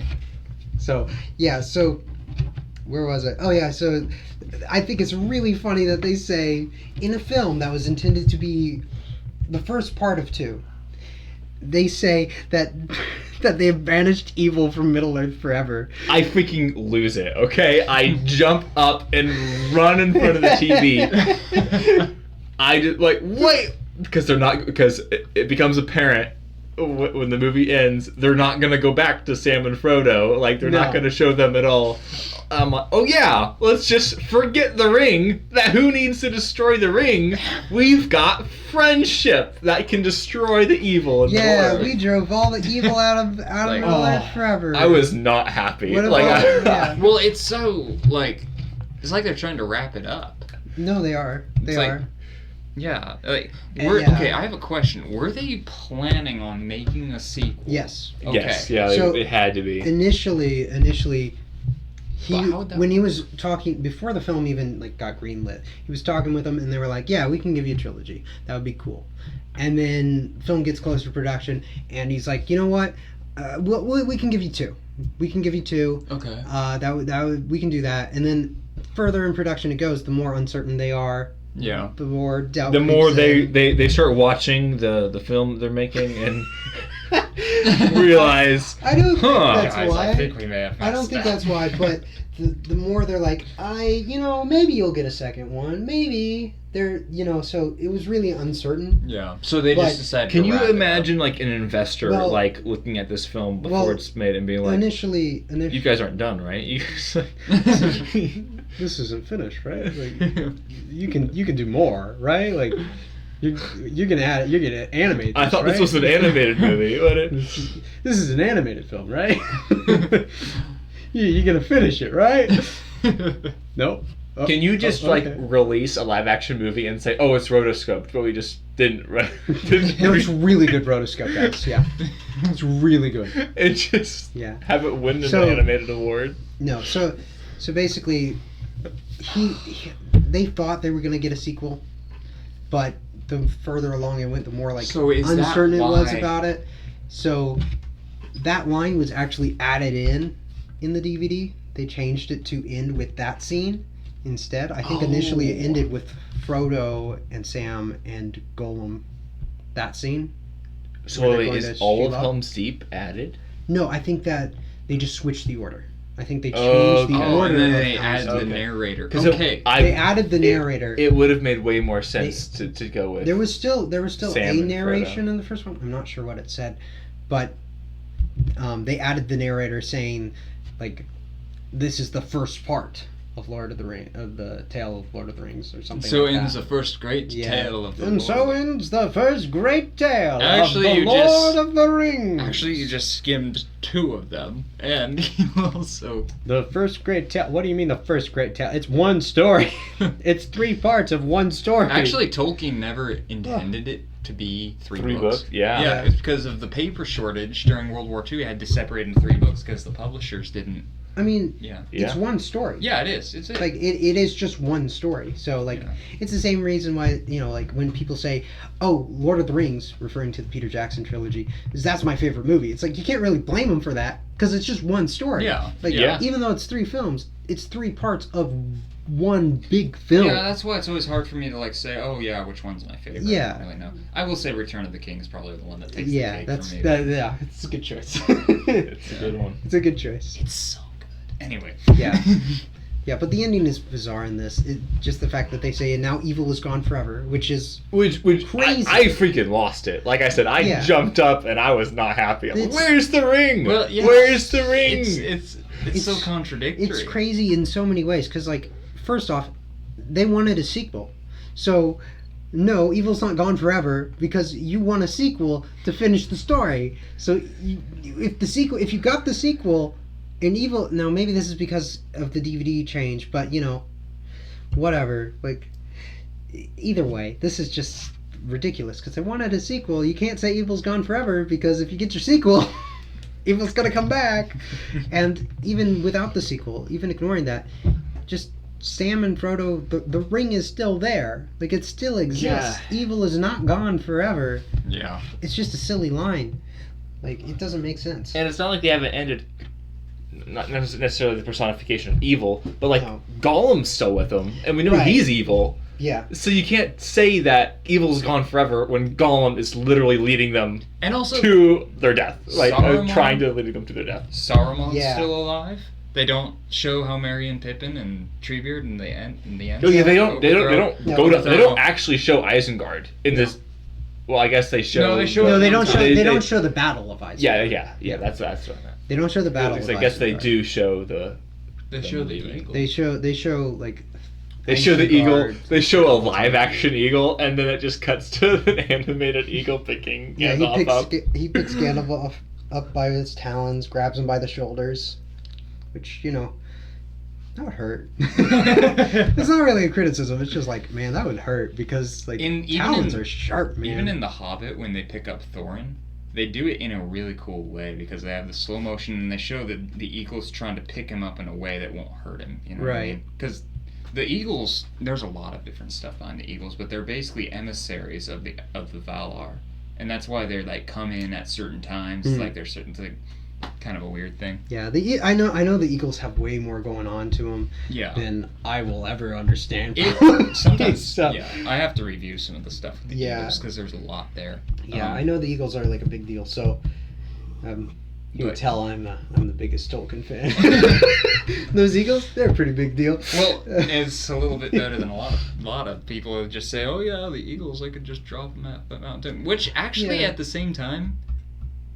They could have still done that. I mean, but it would have been a much better story. No, I think there are plenty of reasons why the Eagles couldn't have taken them to Mount Doom. Like, Mount Doom is well protected. Like, it's really well protected. Plus, you have the Nazgul. The Nazgul would have. Yeah, the Nazgul. What are they riding? I don't know the names of those dragon things. I always thought that they were dragons, but they're actually not. What they are. So, there's a whole premise with Tolkien that when you have a Dark Lord, they have a stronghold. They have the power to basically create beings at will, like slowly, and they can like take. Tolkien's whole thing was he believed that evil can't create anything new; it can only take what's good and twist it and pervert it, which is actually that's what evil is, you know. And basically, his whole thing is he was trying to make something in contrast with the eagles, I think. Like, they're not dragons, but he just called them literally in the book the winged beasts. Oh, okay. Well, and I don't feel too bad not knowing their names now. They're not really. He doesn't go into a lot of detail, but basically they do kind of like look like dragons. I think they have some feathers, like on their body in the books. Okay. Which is weird. And they look a little different in the books, but I like what Peter Jackson did, making them look a little dragon-like. Yeah, because they reminded me of like wyverns, like, long necks and long weird windy, eyes, long windy. Yeah. Yeah, and basically like there's a lot of creatures that the both Dark Lords create. Right. That are explained in the Silmarillion that are like really cool. that would make really cool movies. Yeah. You know, like I mean, there's a lot even- of potential for that. We're never gonna see There's even these good ones, Yeah. probably. There's So, even these werewolf-like creatures that the Dark Lord Morgoth creates. Mhm. These vampiric, like dragon-like creatures. Okay. It's really cool. Cool. But yeah. Yeah. You guys want to know what the bad guys in this movie looks like? They look like guys with gorilla costumes on. Yeah. And that's it. Yeah. So That's literally it. So the Yeah. orcs in this are just guys with rubber gorilla masks. Animated red eyes. And they use paint over, so they just painted over top of the film to black out their eyes, give them red dots for pupils. Mhm. Yeah. And at the beginning of the film, they do this consistently, where they color over their teeth to make them green, like neon green. And then they just give up. They give up. By the end of the movie, they're not doing that anymore. We get like still frames of like the army like Yeah. at the end. It's pretty There sad. are a lot of still frames at the end during the Battle of Helm's Deep, which just like there's one shot with the army and it's perfectly still. It is a still frame of just a bunch of guys in their silly gorilla masks. Yeah. Yeah, he's an ugly guy. He's really ugly. They did another version of Lord of the Rings, and this is what the Okay. orcs look like there. Oh yeah, I've yeah. seen that. Yeah, those ones look kind of funny. They look like frogs. Hey, at least they're They do look animated. like frogs. At least they're animated. Yeah. That's the Rankin Bass one. Yeah. Yeah. It's kind of weird looking. Like, I wouldn't have gone with that I design. wouldn't have gone with that. But at least they're animated, like you said. You know? I mean, at least it's visually appealing, I guess, you know? Even if You it's call not... that visually appealing? Just kidding. Well, I mean, you know, not like... I mean, it's an orc. What do you Not beautiful, expect? but like well drawn. It's Like, it's it- Well, work. the art yeah, is it's fun. It's fun to look at. Yeah, I guess. see what you're You know, saying. I see yeah. what you're saying. Even if it's not like not attractive. It's not attractive. Not Yes. that kind of visually appealing.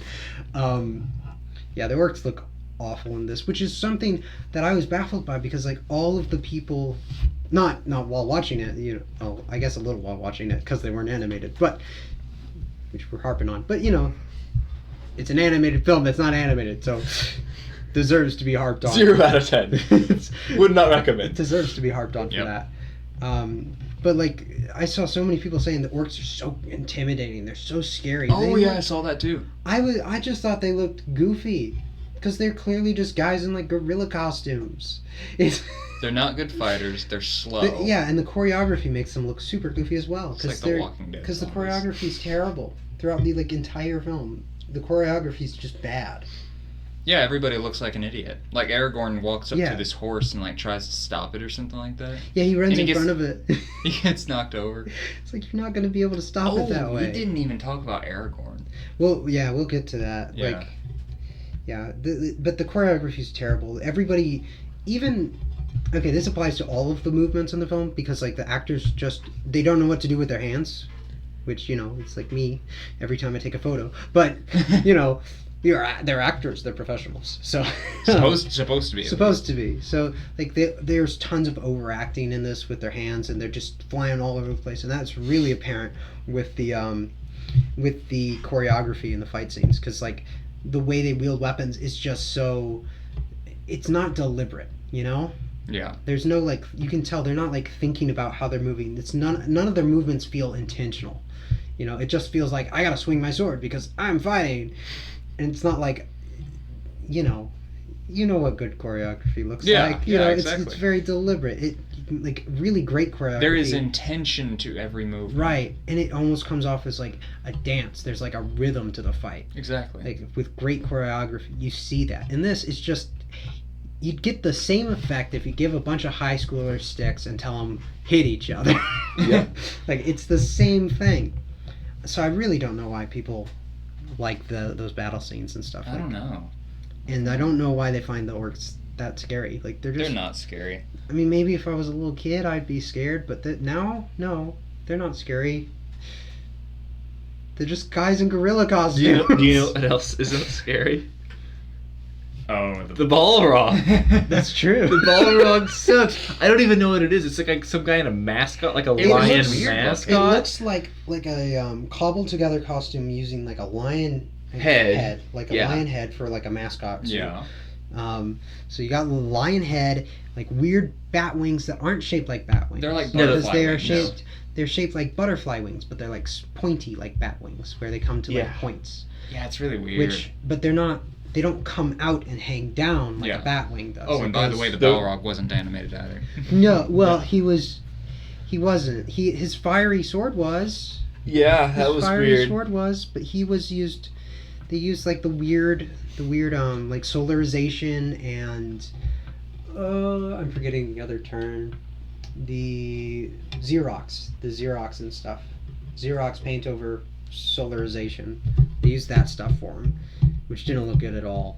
Also, And- he's not very big. No, he's still small. He's only like a couple He's feet yeah. taller than Gandalf. Yeah. If that. Yeah, Like, it's 1 or 2, it's maybe not 3. good. It's not good. He's Yeah. he's like maybe as tall as one of my uncles. he's not that tall. He's not very big. He looks about as good as the Lego version of the Balrog. That's what he looks like. Have you guys seen the Lego I version? No, I have not. I already got it up on my phone right now. Oh. All right, I'm gonna throw it up on screen. It's a Funko Pop knockoff version. Oh yeah, I've seen those. Those are stupid. Like Oh, that looks horrible. that's my Yeah. that's also my criticism of these kind of.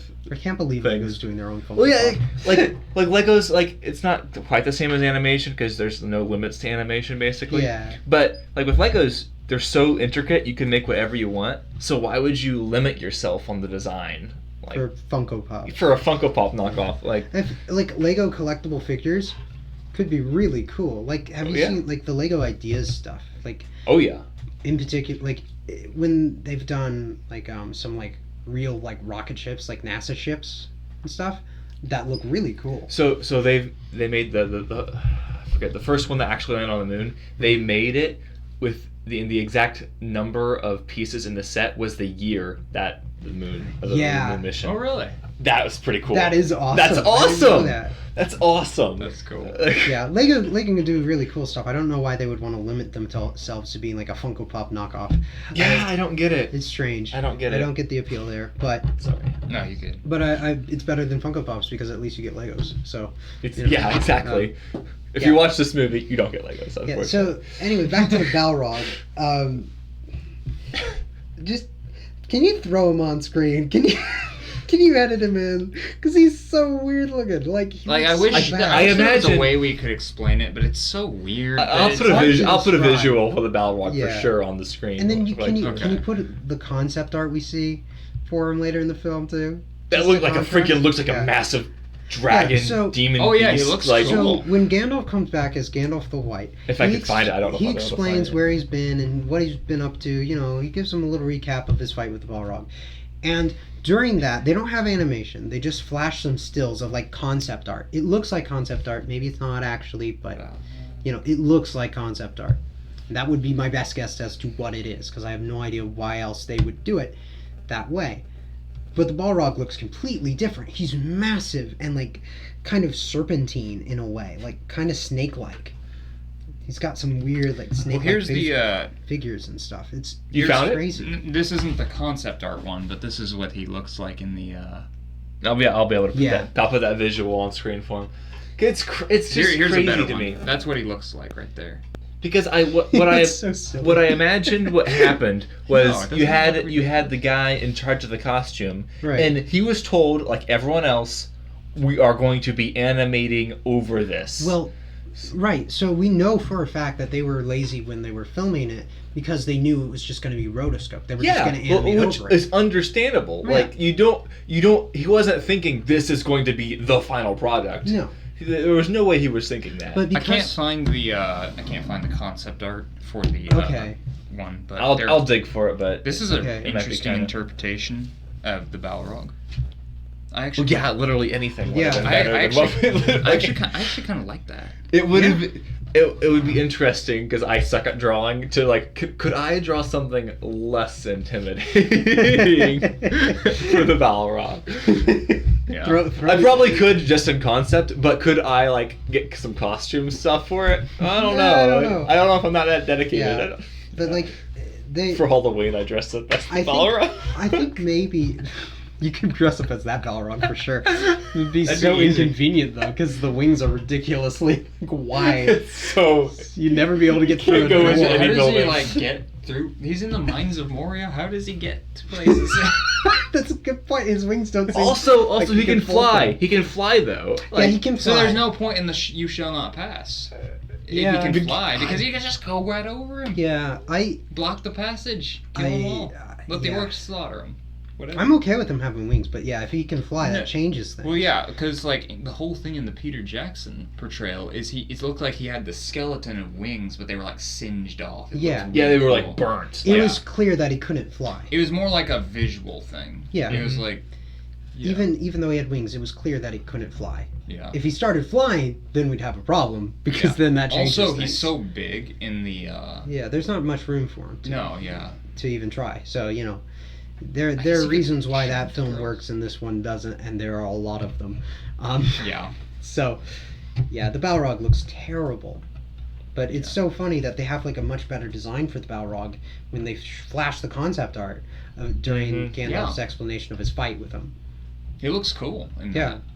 He looks way cooler. I just don't know what happened. I don't know. They just didn't have time to animate over these over everything. Well, I mean, even using reference for the Balrog was never really going to work very well because you're trying to rotoscope something that you just can't do justice to in reality. Size wise, you're like. Well, not even size wise, just like you can't do justice to that in reality unless you have some really complex puppets and stuff.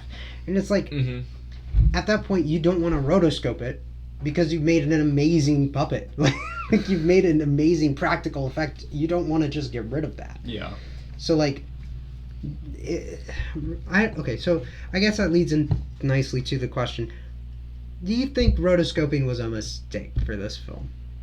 Oh yeah. Yeah? I can't even how much of the budget went towards that. Well, But- actually rotoscoping is cheaper than animation. It is cheaper. It's a cost saving measure. It's a little cheaper, it's a little faster. I would be okay with it just Really? as long. Now I don't think, So you're telling me going out and filming? now I'm not saying doing it this way is cheaper. okay. There we But go. it is a little, in general, rotoscoping is a cost-saving measure. In general, it is cheaper and a little faster. At this time period, at least. I don't know if out nowadays, but... Okay. Then in that case, I've got no problems with it. They can make... For me, I would have been okay with it just as long as they cleaned it up a little Right. bit. So- in concept, I've got no problems with it. In concept, okay. But seeing what came out of from this, I have some something problems. went wrong. I have some problems with using it for the more supernatural things. Like, if you're going to use it for, the hobbits, the very humanoid characters and stuff, I don't really have too much of a problem there.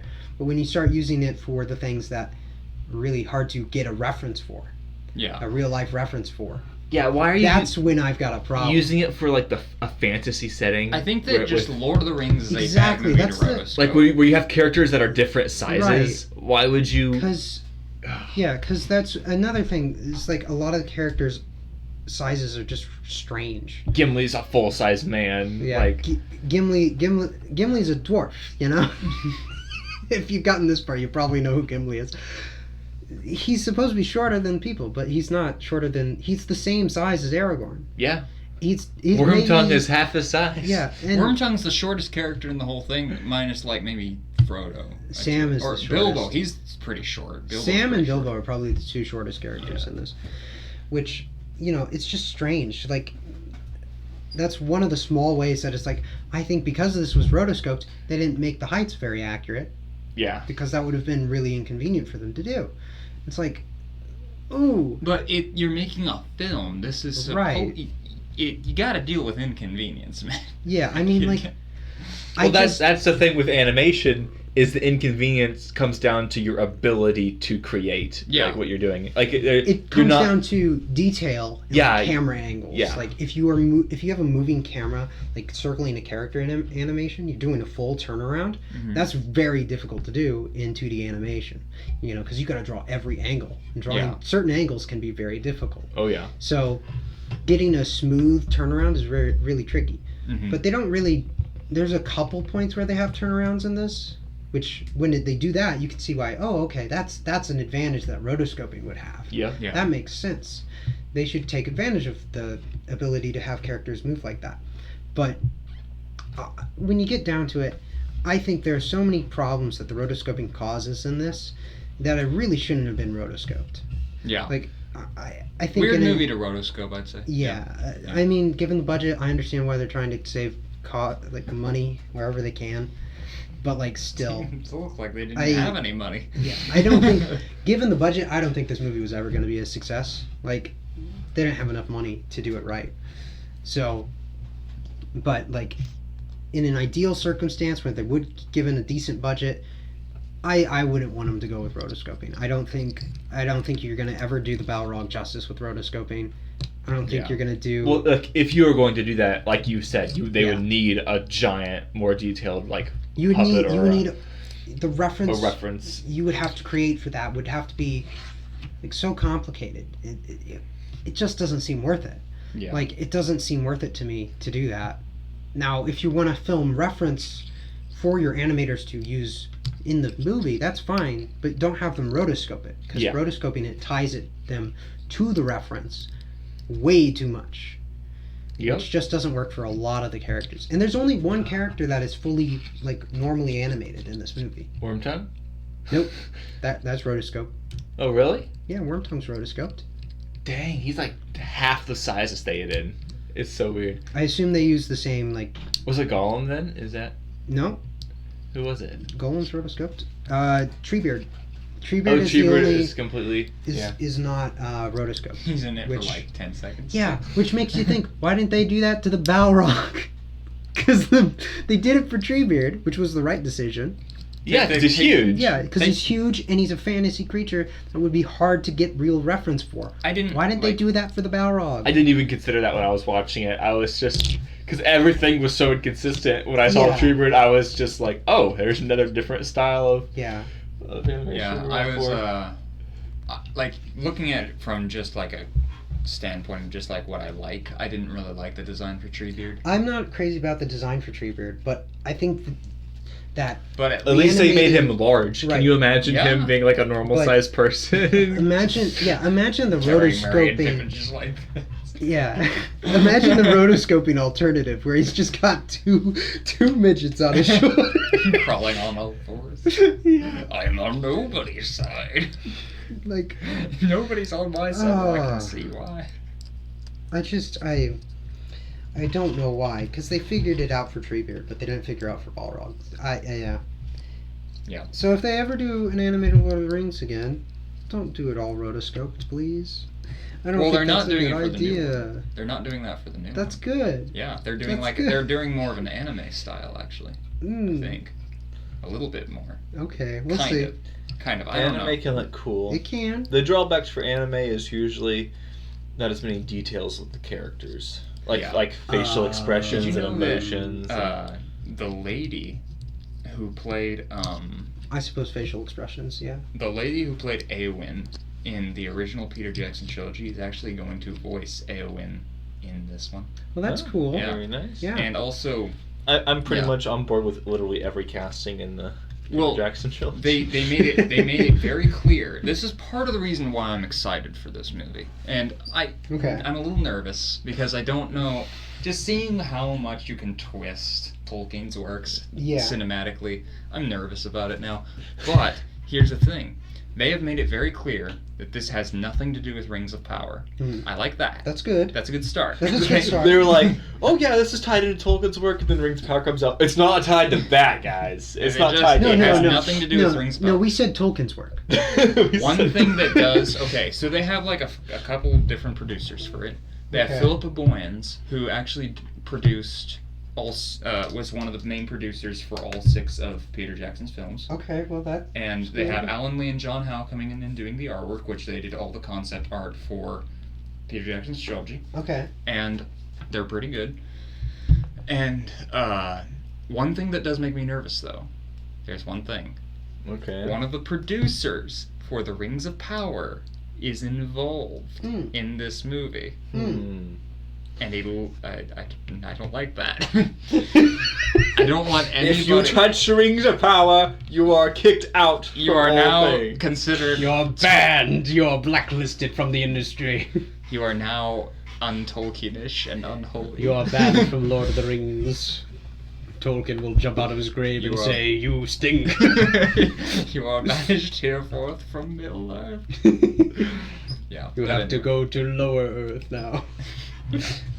But yeah, like what they're gonna do. So the story of the War of the Rohirrim, they have their cast pretty Right. much, and they have their characters, and they actually have their story. And I'm very excited because they're gonna do the story. Have you ever heard of the Legend of Helm Hammerhand? Nope. Nope. So basically, I'll try to. My knowledge of Tolkien is like a wide puddle.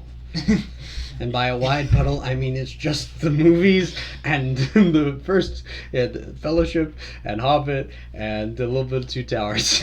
So Yeah. a wide puddle. It's a lot to cover though, but like it's a very short. I'll try to keep it brief. Okay. But Helm Hammerhand, he's one of the greatest kings.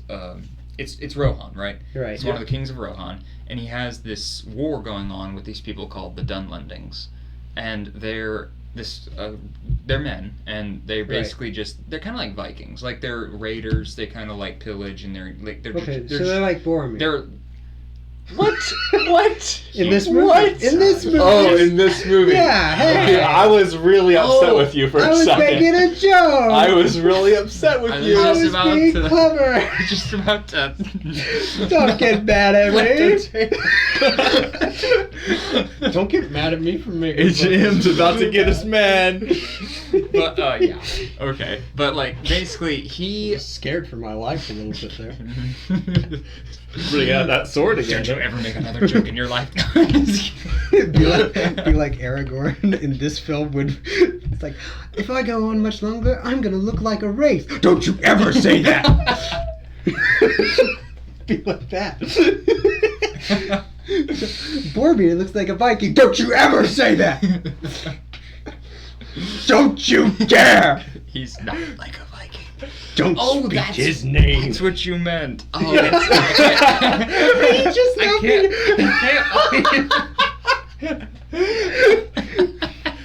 I can't believe I just figured that out. He literally said, like, yeah. Oh, I thought you meant like that they're bad, like Boromir. No.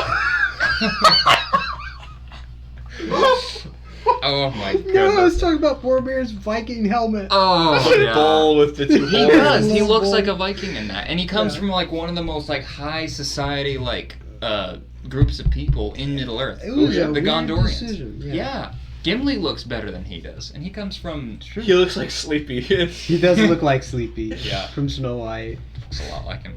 But basically, Helm Hammerhand, he has this war going on, and he has this council of warlords with him, Right. who are part of the Rohirrim, and he has this one guy named Freka, who's basically this.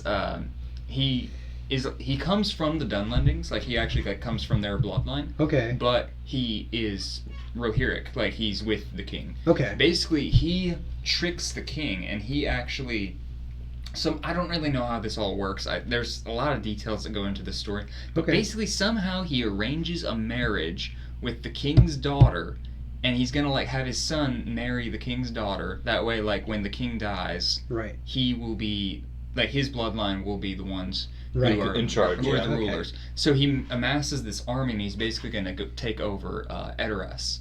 And Helm Hammerhand, he walks up to Freka when he figures Mhm. this out, and he strikes him and kills him with one blow from his fist, and Right. hence the 'Cause name he's Helm got a hammer. Hammerhand. Yeah, he's got a hammer. And basically, the war breaks out, and they start fighting. And this is the year when Helm Hammerhand and his people build Helm's Deep as a defense against the Dunlendings. And then this whole war keeps going on, and Helm Hammerhand actually dies before the war even ends. So it's kind of a sad story. Okay. And I think what they're gonna do, and it happens like 130 years like before Lord of the Rings. Right. And I think what they're gonna do is I think they're probably gonna have Eowyn probably like be a narrator of some kind. I don't know for it. Okay. I don't know. like I don't know how they're gonna fit Eowyn into that I story. imagine she wouldn't have a major role. I imagine I would she imagine would so, but- probably just be but like a cameo or a framing But device. isn't that cool that they're gonna have the same? Yeah, I suppose. I hope it's good. I think it's cool, but like, I really have no idea. I hope how it's good. gonna I be. don't have high hopes for. They actually Like released any some movie. concept art for it. Okay. Yeah, let me show you. Okay. Where were we talking about the film? We were If talking you want to about- keep talking about this movie, We were talking about Aragorn. Yeah, we're talking about Yeah, Aragorn. we should probably mention We- Aragorn. We must go on without hope. I think that's We really must go on without hope. yeah. Aragorn was pretty There's bad. always vengeance. There's always vengeance. Okay, so a good contrast for that One of us is- needs to die so we can have vengeance to get us through this podcast. I'll volunteer. I'll do it. Me. Oh man, I can't find this stupid thing here. Hurt a lot. Yeah, Aragorn. Did you Aragorn. spend money on this movie? Only like $1. Okay. Yeah. All right. I got it from a flea market. It's so. not very Okay. big, but that's kind of like some of the. That's supposed to be Edoras, and that's supposed to be Okay. an army. Yeah, So we'll see. it's kind of like just We'll pretty see basic. how it Very goes. nice. Pretty basic, but also that's another one that they have. I guess the Easterlings are going to be in this, Okay. which I actually like that because the Easterlings kind of have this feud with the Rohirrim Mhm. that like is not talked about that very much, but like they hate each other like a lot, and they've had like different wars and stuff. Okay. And, like, different tribes and. I mean, I think it could be really interesting if they do it well. Yeah. We'll I mean, see. like I said at the beginning, I love animation and I love Lord of the Rings, so we'll see. If they do it well, I think it will be really good. What would you do? What would you do if you walk into the theater and it just starts playing like this movie? I would legitimately, I would watch the first half hour again, like, and then I would leave. Like, that's, Then it'll be like, oh, it's not. It's okay. What if they like had the same narrator as they had in this movie? the same Or the kind of war. intro Yeah. and everything. And That's why I and said they I would say signified- half hour. surprise, Half hour. That's all I'm guys, giving it. This is the sequel to the Lord of the Rings. Could you imagine? They announced tomorrow we're gonna do the sequel to Ralph Bakshi's Lord of the Rings. I would. To be honest, I would go see it. I'm gonna be honest. Obviously. I would, Really? Okay. I would be curious enough to watch it. I guess. Obviously, everybody was wanting this. Yeah, everybody would rush to the theaters. They would drop everything they're doing, just like they did for Morbius on the second release. I still didn't get to go. I Next didn't time they even- release it, I I didn't- will go. we I were promise. all busy. I that didn't day. even know that movie existed for the longest time, and then Yeah. I think it was my brother and my mom were watching it. No, that's not true. Nobody watched that movie. That's a myth. And then I came into the room and I was like, what's going on? What is that? Whoa. And they both turned around simultaneously and said, "It's Morbin time." And they got up and morbed everywhere. I actually had somebody Terrifying. the other day, I won't mention who, but I had somebody the other day try to convince me that Morbius was a good movie. tell us afterwards. Okay. Okay, that's funny. AJM is actually gonna lose it here. That might be the funniest thing he's ever heard. That was pretty funny. It's just so weird because like everybody who's seen it, who supposedly saw it, was like, "That's terrible." That was awful. I wasn't a huge fan. That was. Did you watch? I did. Okay. Allegedly. Allegedly, I saw it. This movie Allegedly, he's exists. seen the film. I didn't even see all of it. I saw like the last quarter of it. Allegedly. Yeah. Yeah. And I was confused, but then like I was explained to. Here's the thing: I didn't see like the first like half of the movie. Right. Okay.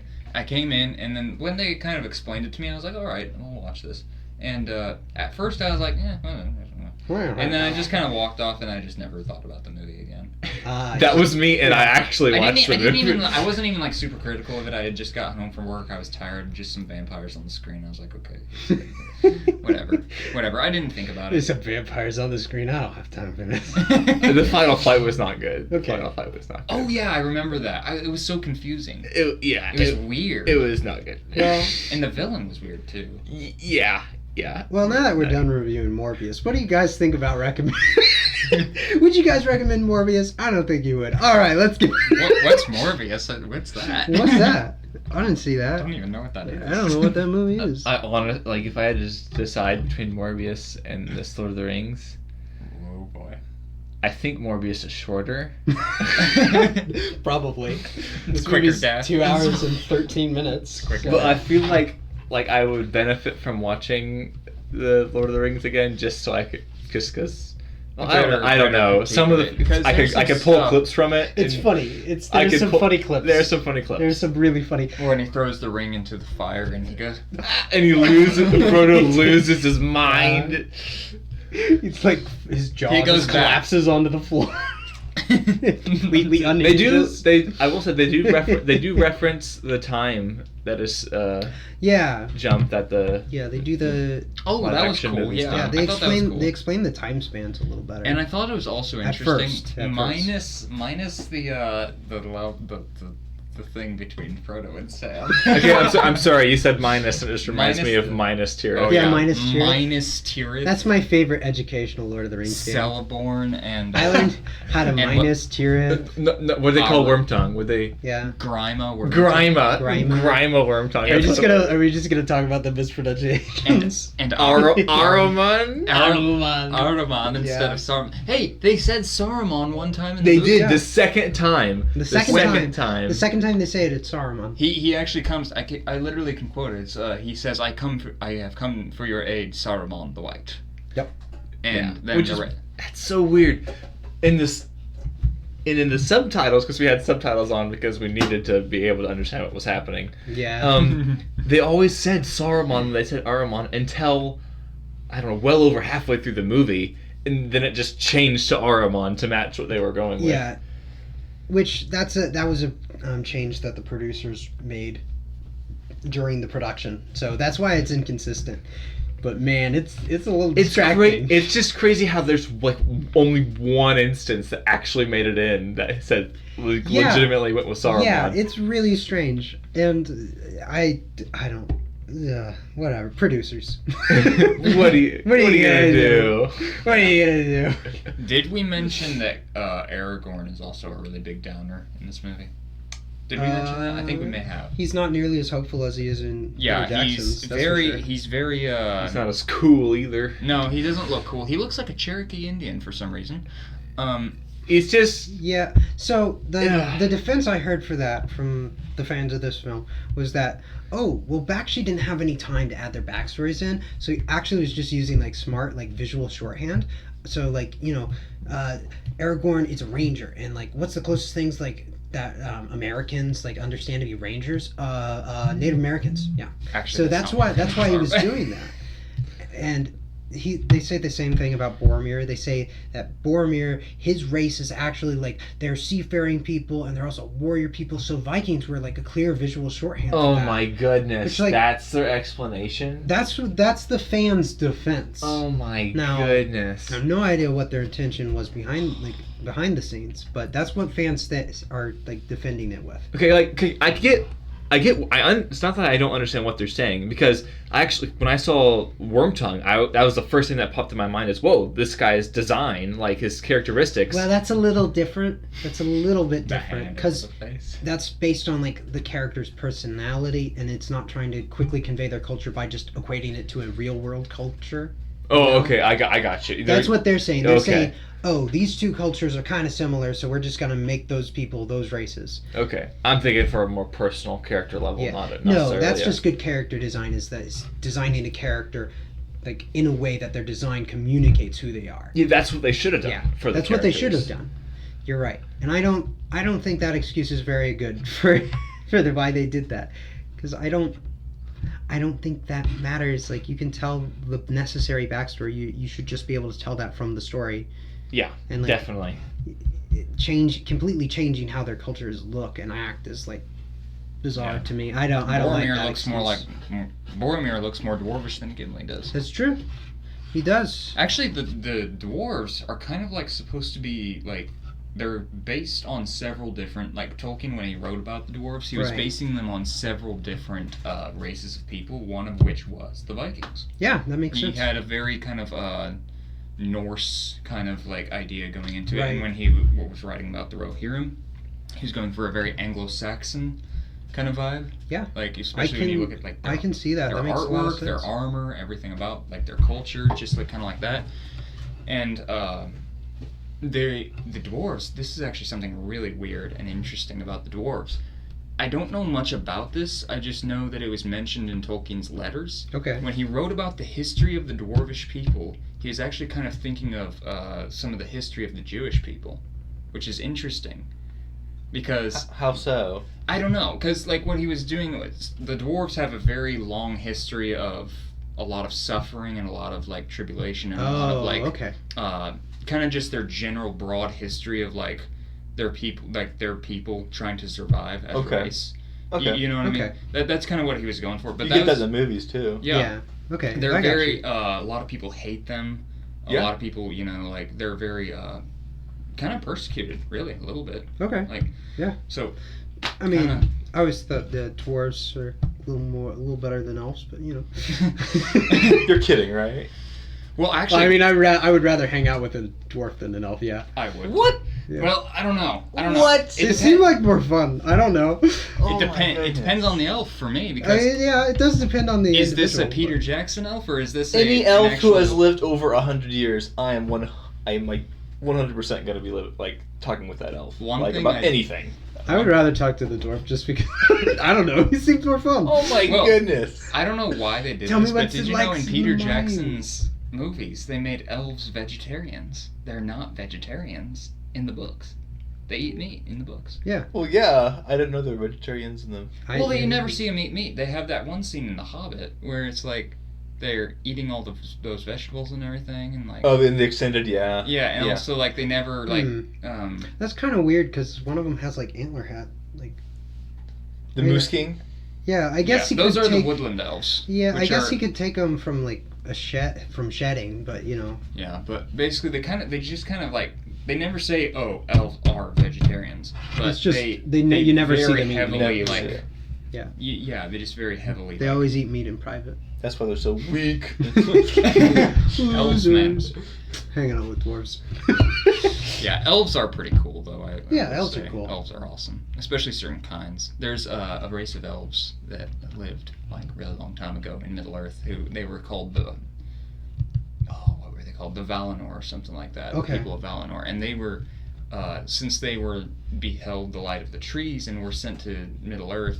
Basically, they had kind of like they could live a certain way where it's like it's hard to explain. Okay. They were much more powerful than The regular regular elves. elves. Okay. Yeah, like there was one elf king who was one of those elves, and Okay. he challenged a one-on-one duel to Morgoth, the first Dark Lord, and almost killed him. Almost killed him. And this Dark Lord was actually much more powerful than Sauron. I want an Right, 18 season long animated show, Lord of the Rings. That's what Yep. I want. Have to be longer than that. 18 seasons. 18 seasons? That's not nearly How enough. long are these episodes? An hour long. That's Oh. what I want. Well, Maybe. I think you He's could do still that. pushing. 45 minutes, an hour long episodes. Yeah. I think we should just recreate it You in can- real time. You can The add entire history. You have like a season like 24, but it's just like It's the entire history thousands of of Middle-earth. years. Entire history of Middle Earth in real time. 75 seasons. That'd be funny. 20 episodes a season. I've lost track of where we were. We were talking about Aragorn. I think we're pretty much. I think that's about like. There are a couple small things I want to hit. Okay. Nazgul. Oh yeah, that's right. The Nazgul. I don't like him. They animated them in the first part, and when he was on the horse, he looked cool. And then he got off. He the started horse. hobbling, and he started making weird sounds. He did make. He funny looked like a noises. crippled, is what he like Yeah, walking He's moving around. like this. He did look crippled, and I just didn't think it was a good decision. Like I can understand some kind of like unnatural movement, some like weird like I don't know, just something that like is kind of unsettling. But it didn't look unsettling. It just kind of looked.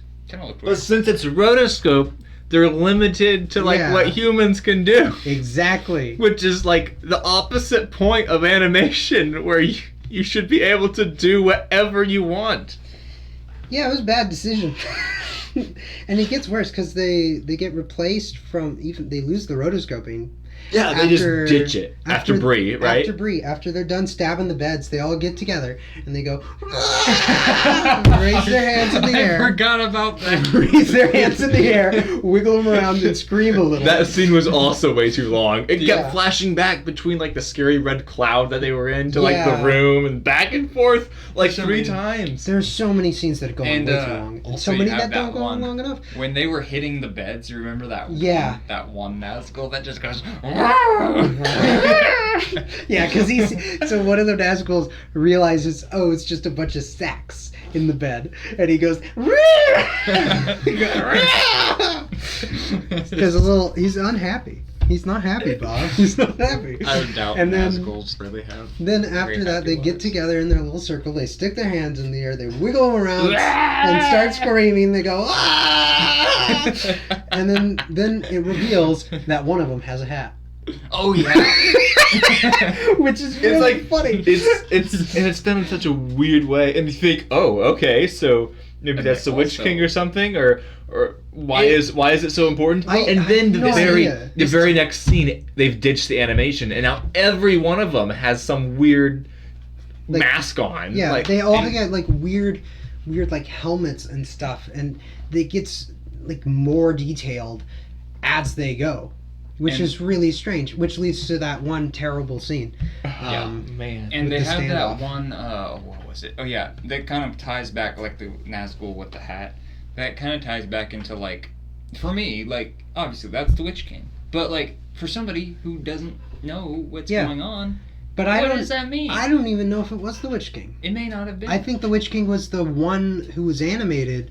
The one last one who was animated on the Winged Beast.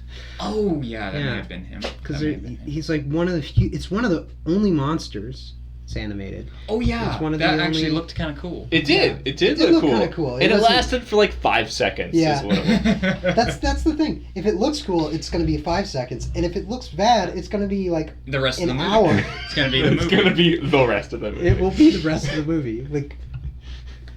That was my Nazgul impression again.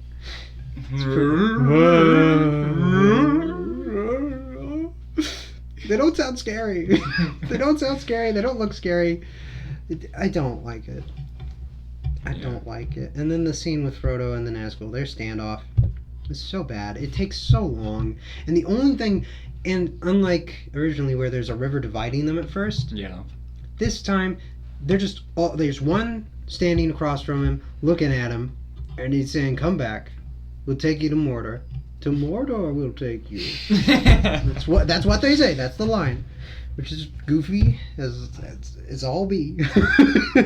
But he just stands there, and that he keeps doing that for so long, like a solid minute. It just keeps flashing between him and then Frodo. And then him, and then Frodo. Yeah, and then him, and then Frodo. And then I think more. And then slowly there are a couple more. Well, actually, first he knocks out. He stretches out his hand. Frodo's horse falls over, and then a couple more come back, and then Frodo's back on his horse. He's gotten his horse up, and he's back on his horse. It's like they're trying to make it this cool chase scene, but like it's like they couldn't have done worse. And I guess he's invisible. It would have been hard to do worse. Like it. Yeah, so he's invisible during this point, and I don't remember where the rest of the Fellowship is at this point. Like, they're behind them. Yeah, I think. Which I don't know what they're doing. Like they don't seem to be involved in this at all. With how long they were just dancing around on the horses, they could have like caught up to them. Everyone could have just snuck up behind. Yeah, there's. Like Les could have been shooting arrows or something. Yeah, I have no idea what they're doing. They should really be involved in the scene, or they should show why they aren't. I think that scene has one of the worst shots in the movie where they flash it to Legolas' face. Do you remember that? They flash on the sideways version of they it. have like his Okay. eyes. Oh my I think that was one of goodness. the worst shots of Yeah. the whole movie. Legolas is an ugly elf, man. So imagine you're making a me, right, on the Wii, and you go to the eyes and you just rotate them Yeah, you just push them as far as they can. You add a little space between, you know. It's They could have made Legolas look really cool. they could have made like all the characters look really cool, but they didn't. They could have animated the Balrog guys. They could have given Aragorn pants, but they didn't. Oh, I No, forgot. instead- Aragorn doesn't have pants. Neither does Boromir, but Aragorn doesn't have pants. Boromir doesn't have pants. the Nazgul have pants. The Nazgul took Aragorn's pants. They took his pants. Why did they do that? Oh my goodness. Man. It's so bad. That scene goes on for way too long. It ends all right. Like it has that moment from the book where he challenges, he challenges them, and you know the ending of the scene is all right. Just cut out like the middle of like the 3 minutes in between. You don't need that. Get rid of it, please. It's painful. It's painful to watch. Mm-hmm. Take me back to the goofy expressions where Gandalf turns to the screen and his pupils just they like explode. Like it's funny. Take me back to when Gandalf is pointing at me, like slowly getting closer. I think Pointing almost at every 3 different shot, camera shots. It's really Gandalf funny. just points like for like 50% of the time. He's ready to give you pointers. just He's, just always like yeah. Even in the poster, he's pointing. The wrist He's- kind of Yeah, even down. in the poster, he's pointing. Yeah, it's like that. bad. Yeah, so the Nazgul, I don't like how they're done at all. Yeah. I don't like how the orcs are done at all. I don't like how the movie's done at all. Pretty much. Yeah. Remember when they're in Moria and they're trying to make it look dark, and so what they end up doing is just taking all of the Yeah. greens off the screen and just making it black or brown. Yeah, so they don't know how to light animated characters at all in this movie. They don't know how lighting affects like color at all. It's so bad. They don't know how to make the lighting changes look good. Like they don't. And there are so many times where the backgrounds are unfinished. You know, there's some really good backgrounds in this, but there are so many that are just unfinished, blatantly, or just bad. Like they don't look right. The perspective's totally wrong. There are some that are just like abstract colors. There's some that are literally just like it is stock footage like of a cloud.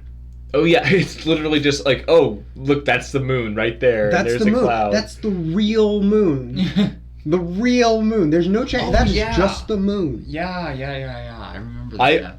Yeah. Oh, The moon and the eagle, because they have 2 Yeah. shots of the eagle, one's animated and one's Just not. while they and- were Yeah. making the movie. Hey, just The- go outside and take a picture of the moon real quick. We'll use that. yeah. Okay. You got it, Ralph. You got it. To be fair, the moon wasn't a still; it was a video. But Yeah. At least it was a video. Which shouldn't be said in a movie. You shouldn't be saying that in something that's about movement. At least it was moving. Should not be something I have to say. it's kind of funny because we say like there was a still image, but like technically like an animated movies are just a bunch of pictures. Oh, yeah. Right? It's the illusion of movement. It's but the illusion of movement. Either way. The still was on the still. These stills are not like there are some that go on for like 5-10 seconds of screen time. Yeah, and then there's It's not good. Then there's the funny ones that last ages and just have 2 animated spears just poking out. Guys, remember there's a bunch of orcs, and sometimes when you have still characters in animation, they'll be in the background, and you'll Yeah. have the people in the forefront Where moving they have, around. They have the foreground, which should be like where the focus is. Yeah. You know? Yeah. Like you should. This is where everybody can see first. So you need the movement here, but they have the movement behind the characters that are frozen. It's like half and half. Like the left side of the screen is not moving, and then No. the right side of the screen is moving. Do you remember the Elvish girl? Like, Oh yes. Like she was playing that harp, she was like this. Her Yeah, eyes would move. only her eyes are moving. Like it's like those creepy paintings where their eyes follow you. she's like that. That's what it was. Yeah. She was that. Oh, and the way she does it is really funny. She like she has like shifty eyes. She looks back and forth. Right, you guys are actually gotten this far in the movie. That Didn't know you guys would get this far. Yeah, and another downside of the rotoscoping is because, like, rotoscope, you're getting every movement from the actor. You're getting, like, every little movement. So when something's not moving, it's really noticeable. It's really jarring because it looks so unnatural because everything else is always moving. That's the thing with you don't notice it as much in like older animated movies, but like the main focus will be moving in the background. The background characters, they'll have some movement, but nothing interesting is going on. With rotoscoping, every movement from all the characters, like is drawing your attention to it. So like Gandalf will be talking, but Sam's like doing something weird with his hands, and so you're like focusing on him to a small when he's not even in the conversation. To a small degree, that can be a benefit because showing a character's reaction to what is happening, even if it's not the main focus, can be a good thing. But it's distracting. Because the actors are overacting. They're overacting. They're always moving. They're always doing too much. Too much. I just keep coming back in my mind to that part. Like, Frodo's holding up the ring and Bilbo comes up to him and saying, moving his hands like he's doggy paddling, like he's trying. It looks so. His eyes are rolling up in his head, and Bilbo. It looks so weird. He's like Frodo's like still holding it, but he's like ready to punch him. He's got one arm up, ready to deck him. Just put it away, man. Just pocket it. That's all you gotta do. But that scene in the other movie is really kind of like whoa. He's scary. Yeah. He gets Gollum teeth. He gets that creepy face. Did you know they were actually gonna do a scene where Frodo, like, they have some kind of like thing like where a flash to like the future, like where if Frodo keeps the ring, and they were gonna have like Frodo turn into like a Gollum type creature. Okay. There's actually photos I'll show you after we're done recording. Okay. But yeah, it's really cool looking because he looks so like deformed. Oh yeah. It looks so cool. Every time you come back to the rotoscoping, it's like it was a huge mistake. It drags weird. the film down. It just so is much, weird to me so that often. this movie exists. Yeah, I do know. You know what I mean? Yeah, like I got up, like what I was talking about, like with me getting up this morning. Is like, did I actually just watch that? A little bit of a fever dream, yeah. Yeah, it's like this movie. How did this movie have mixed reactions? This should be something that society just hates. This I should don't be know. one of the this should be one of the like Nazis, this should be one of those uniting things that humanity comes together and just hates everybody on. recognizes this is wrong, this is stupid. We can unite around this. I actually want to see if I can find some comments, like just from people who actually like it. Okay, you can go ahead and look those up. We'll try to keep the conversation moving. Yeah, just you can talk about the rotoscope. I don't know. I guess one of the things that, because of the overacting, is just like a lot of the movements of the characters just look, I don't know why, but they look like little kids, Like the characters move like how kids move because they don't have like precise control of their limbs and stuff when they're like, they get so excited, they have so much energy they're just not controlling. I wonder how their body. experienced the actors were. Yeah, I don't know. But like there's like when Gandalf arrives and Frodo like answers the door like after the time skip. That's one of those moments that's like he reacts like a child, like a really excited child. The most underrated version of Lord of the Rings that the world has forgotten. Well, it's good that it's forgotten. Unfortunately, we dug it up out of its grave. We dug it out of its grave and paraded it around, saying this is stupid. That's probably not a very nice way to put it. But do you think anyone's going to listen to our podcast and decide to watch it because of us? Maybe. I mean, that's probably that's not. Sad. That's pretty sad. If you've gotten this far and you haven't watched it yet, don't watch turn it. back now. Here's one comment from somebody I will not mention. I'm not gonna say We've no hope. I'm not gonna It say was any of me. it. Just say it. We- There, have there's no something hope. so unique about this film. It's more like a moving illustration than conventional animation. The rotoscope really adds an ethereal quality. Ethereal quality.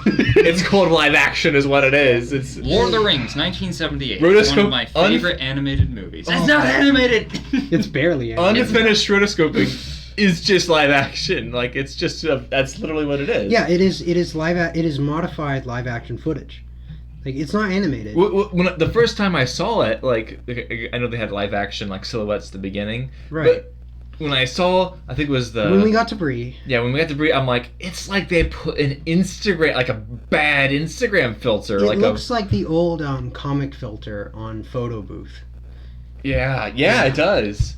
It's Which, that's not what it is, of course, but it it looks blends like the colors like to make like all the faces are like the same shade. Yeah, which I think... you lose all the depth of live action. I and think that's from... no Maybe characteristics that's of the part animation. that was Yeah, from a Solarization. lot of what I'm seeing here in these comments is I saw this movie. It says like I saw this movie almost 40 years ago. I saw this when I I was saw a this kid. movie when it came out. Yeah. I saw this. I went to see this when I was a kid in Missouri. Like all this different stuff. Yeah. Yeah. Like, that's what it was. It's nostalgia. Which I think, for the time, let's do a little devil's advocate here.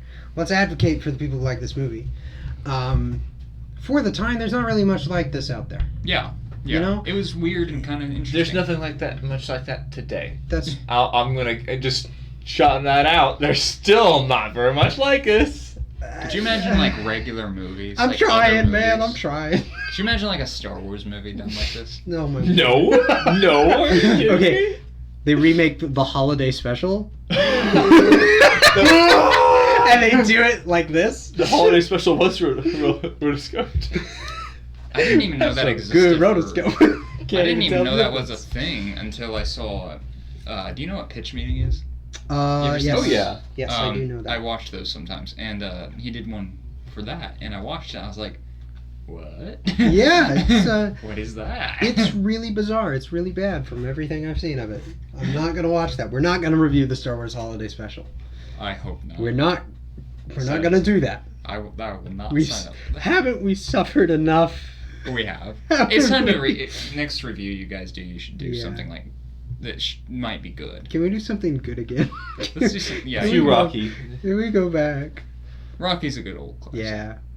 And I know exactly who we can have guests for Rocky, but I'll tell you afterwards. I'm not going to say his Okay. name on air without, because he didn't give me permission or anything. But, youth group chat. That one. Oh yeah. Oh Yeah, yeah. you know who that Mm. is. Yeah. Yeah. Yeah. Maybe. Okay. Have to have a last name after this. Well, I guess. Last thoughts, maybe? I don't know. Maybe I'd we say should wrap just it up. it seems like Ralph Bakshi.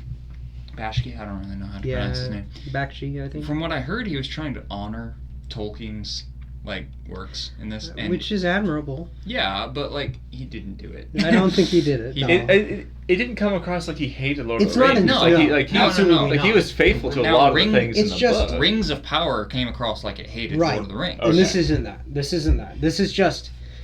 It just seems like this movie could not be made He with was the circumstances trying. it was under. He was trying that- so hard. Yeah, and that a lot of the decisions that were made were just not the right ones. Mhm. Like, and even. Yeah, we've harped on the rotoscoping a lot because it deserves it. So He does. It really does. and the live action footage deserves it. It just there were a lot of creative decisions that were made that just were not the right ones, and this film did not have a good budget. Just a lot of things working against Yeah. it. It's like they didn't really read the whole book, also. The characters weren't, it wasn't a good interpretation of the characters. Yeah. Costume designs were off, all this different stuff. Just pretty much everything. Yeah.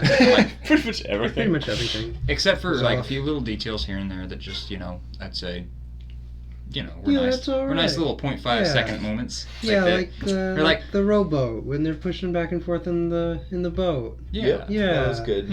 That was good. There, we did it. We found a good thing. Oh wait. We didn't even talk about Golem's design at all, did we? Oh, we did. Oh, we did. Okay, Yeah, thank I you. think did. so. We Okay. did a little bit. It's all right. It's all right. Yeah. His voice is okay. Did we talk about his No, voice? actually, we didn't talk about his voice. Yeah, that was We one of the worst referenced it, things. but we didn't really criticize it. It's bad. I was mocking it. Is Okay. what I So was doing. basically, I know just that. to summarize this real quick, he sounds like a posh British person.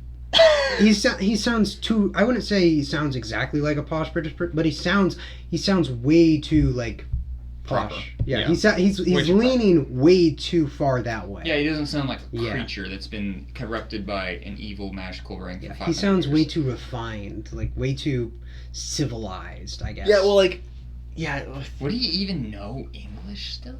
Would he even know like? That's the Yeah. thing in the Would he movies. even- He talks so simple. He doesn't add extra words into sentences. He He just kinda com- like he spits out words. Yeah.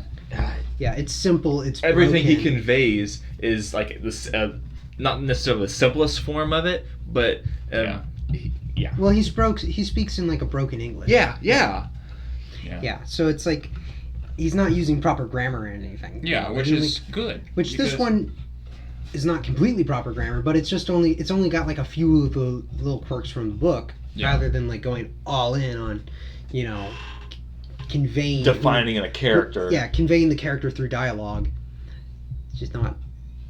Yeah. That's very disappointing. It's Yeah. very disappointing. But he was animated. But he was animated. And I want to say also just one other thing. Just wipe away my tear. I did it.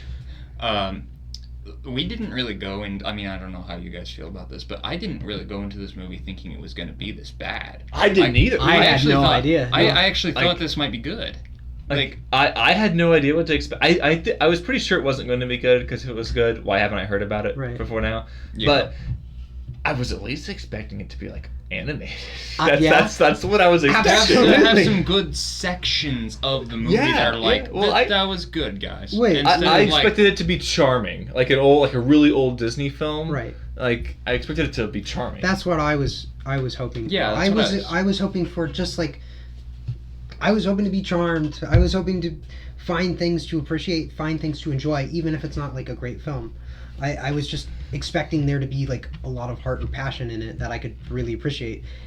And right now it's so messy, you can't even like the heart. It's unfinished. It's an you can unfinished see, product. Like, there's some heart and some passion in there, but like it's so messy. There's so many problems. You just can't appreciate that because all these issues are in the way. Uh-huh.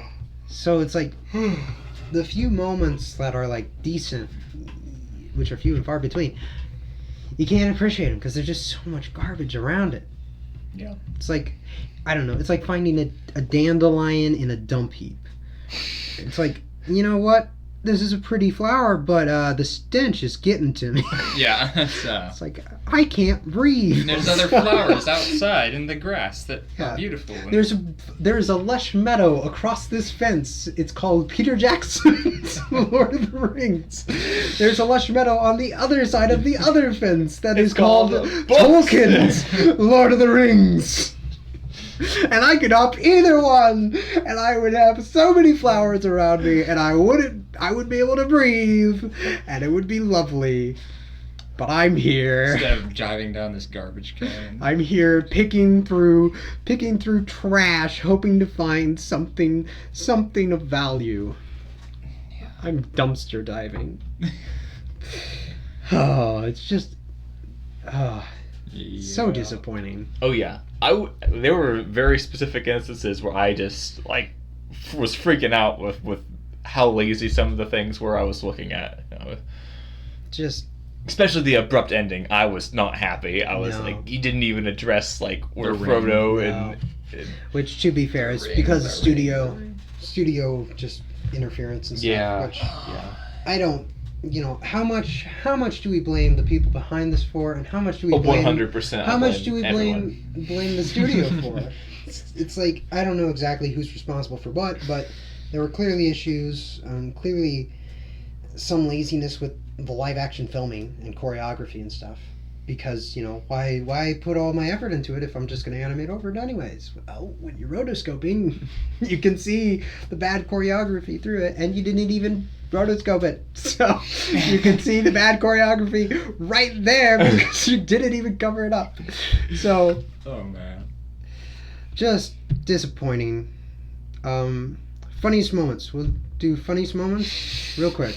Okay. What's some of your favorite? I thought funny when moments? Aragorn tripped over his sword, I thought that was funny. That was hilarious. Okay. Then Also, also, when Gandalf threw the ring in to the fire, and And Frodo's reaction. Does the Macaulay Anyway, Culkin what's your- Okay, so the funniest thing is during the Battle of Helm's Deep, there are soldiers. They're all retreating. They're running into the cave, right? Yeah. And one of the soldiers just turns around and kills one of his own That's men, right. like his own soldier on his own side. That's right. I Because- totally forgot about that. Because it's obvious to me that like they wanted it to be like, oh, he's running away from this person, but he wasn't. Like they were running together, and Right. he just decides to turn around Yeah, and attack I him. didn't even notice The that. idea at is first, clearly that he's running. They're running away, and there's an orc following them, and he turns around to kill the orc. But it's not an orc. It's not. It's they're running There's- together. No, it's just another one of the guys. He just killed somebody. He just murdered one of his friends. Dude, I freaking lost it. I was dying. That was hilarious. That was so much fun.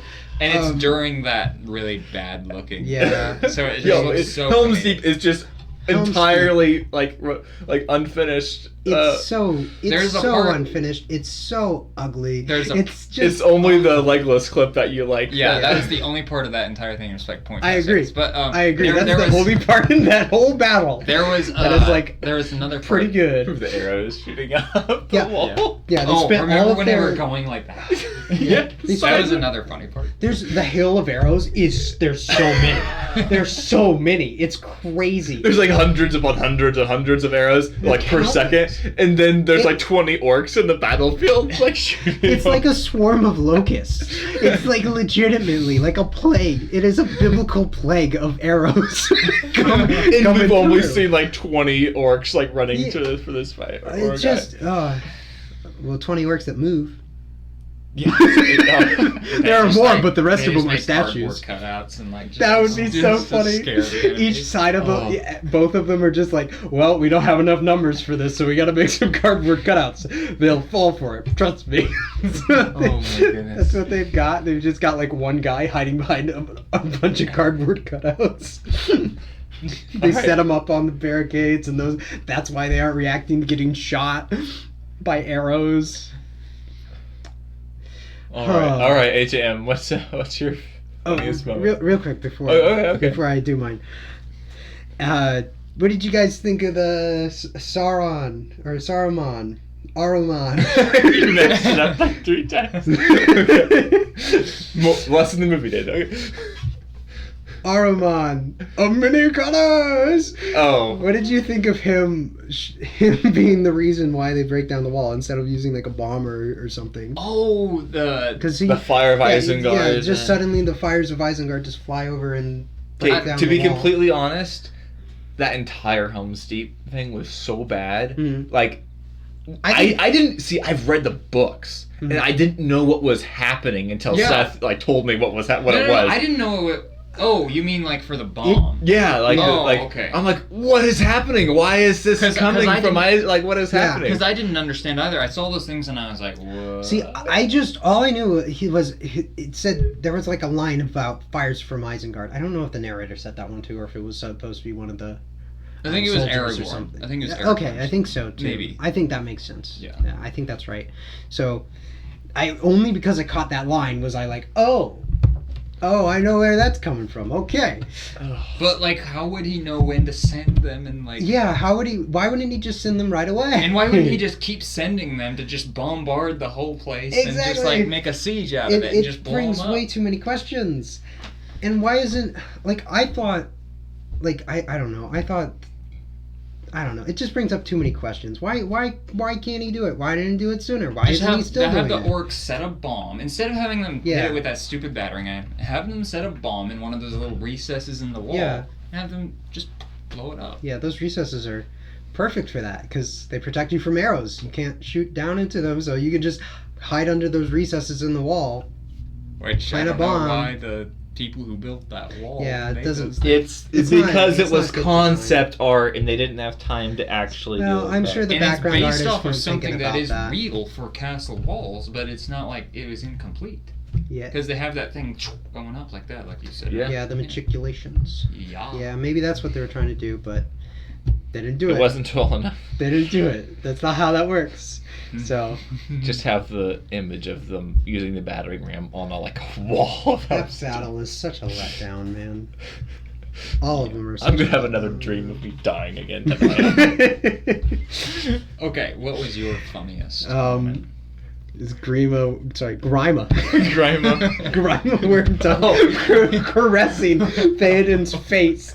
I forgot about He that. puts his hand on Theoden's face, like the left side of Theoden's face. He's like cuddled up next to him. He puts his hand on the left side of Theoden's face, starting like above his eyebrow, drags it all the way down his beard, and he just keeps petting him like that. His eyebrow. He gets his He eyebrow. pulls his eyebrow Pulls over. his eyebrow down Into the eye. He's pulling his eye, and he's petting all the way down his beard. He just keeps doing it. Yeah, he's cuddled up like super close next to Theoden, just caressing his face, like petting his face in a way that no one would pet another person's face. No, that's literally what I said when I saw it. I was like, man, if he was spitting anywhere else, On his face. I've seen in movies when people are being creepy, they'll pet when they're trying this is a villain, he'll pet someone to be they'll just, they'll caress inappropriate. the side of Yeah, their the face. side of their something face like or their that. hair, but not It's the just- front of not. He just full on He palms takes it like he takes up. He has because he's half the size of Theoden. Yeah. And so he puts his entire hand on his forehead and just pulls his Grabs it eyebrow down. And Theoden is just sitting there taking it. He's just totally out of it. So you got Grima Wormtongue just petting this poor dementia-ridden man. It's like, leave him alone. That was insane. That was insane. That's her introduction to him. It's the funniest thing. Wormtongue is so weird in this. He shows up there, and then there's a quick cut of him being next to Aruman during his speech to his orcs, and then he's back at Theoden's side. And he basically goes, "Don't listen to him." Gandalf takes his staff and goes, "Now on your belly, you snake." Theoden goes, "Please say it's not true. Say you haven't betrayed me. Just tell me. No, tell me the truth." That's what he says. He doesn't say deny it. He says, "Tell me the truth. Be honest with me. I won't hurt you." He's like the kindest little old man in the world, and he's just like, "Tell me the truth, buddy. I'm not gonna hurt you." And he just and runs away. They let him go, and he's they probably had no plans for him ever again. No. He's just gone. He's gone. He's one of the evils that just magically gets disappeared by the friendship Yeah. at the end. Yeah. He was Yeah. banished by Frodo's friends forever. Like all evil in Middle Earth. All of it. All of it's gone. Never mind the All ring. of it. Never mind the ring. Never mind Sauron. Never mind the escaped orcs and the army in Mordor. Never mind the Witch King who was riding around on that dragon. He seemed just fine. Plus Yeah. the other 8 of the Nazgul. That shot with him riding That'll around come back. was out of nowhere. Yeah, it was so random. It was just so Golem could go Rafe, and that was it. That was all it was. Did you watch this movie again last No, night? Because no, I you didn't. remember quite a bit. I mean, I don't remember half of what. It's trauma. Oh. You don't forget something like this. I'll never forget. I'm gonna have nightmares for a week. This film gave us PTSD. That's the end. Don't watch it. Don't do it. Okay. Yeah, so I guess we'll end it with a quote. I can't remember it, guys. I'm totally bugged. The Aragorn quote? Yes, Is the that- Aragorn quote. Yeah. We must go on without hope. Then we must go on without hope. There is always revenge. There is always vengeance. There is There's always always vengeance. Oh, great. So when we finished watching this movie, I just looked up. I was looking up the IMDb, and I drifted over to the real Lord of the Rings one, and And one of the clips there is it said, like, hang on, let me pull it up so that I get it right. Because it was like... At first I didn't get it. I thought you had tried to send me a video and then it wouldn't play and then it's No. okay. It was like a sign. So the clip I saw was titled, "Watch the Lord of the Rings trilogy. There is still hope." Which I thought was so funny. And then I sent you guys that scene where Aragorn Right. is talking to that young man and they're just about to fight this, like, hopeless battle. And he tells him there's always hope. There's always hope. And that's so Aragorn good. is so Yeah. awesome. Oh, yeah. He's He's so like much- this... Oh, my He's goodness. so much better. Oh, did you guys know that C-3PO was in this? I know we said we were going to end it a little ago, but C-3PO's actor was in this. Really? Yes. Where? He was Legolas. No way. Yes, he was. No way. Yes, he was. He was like... He was Legolas. Oh, man, dude. Don't tell me that. Yeah. Just don't. Oh. Yeah, I Just makes it worse. guess, real quick, since we've been mashing the film so hard, most of the actors are fine. What do you mean they're fine? We don't know. Okay, that's fair. like you should be saying voice actors. Voice actors. You should be saying voice actors, yeah. Most of the voice actors are fine. Some of them are bad. Like I don't know. There are so many noises that Sam makes that are just weird and strange, just incomprehensible. Same with the Nazgul.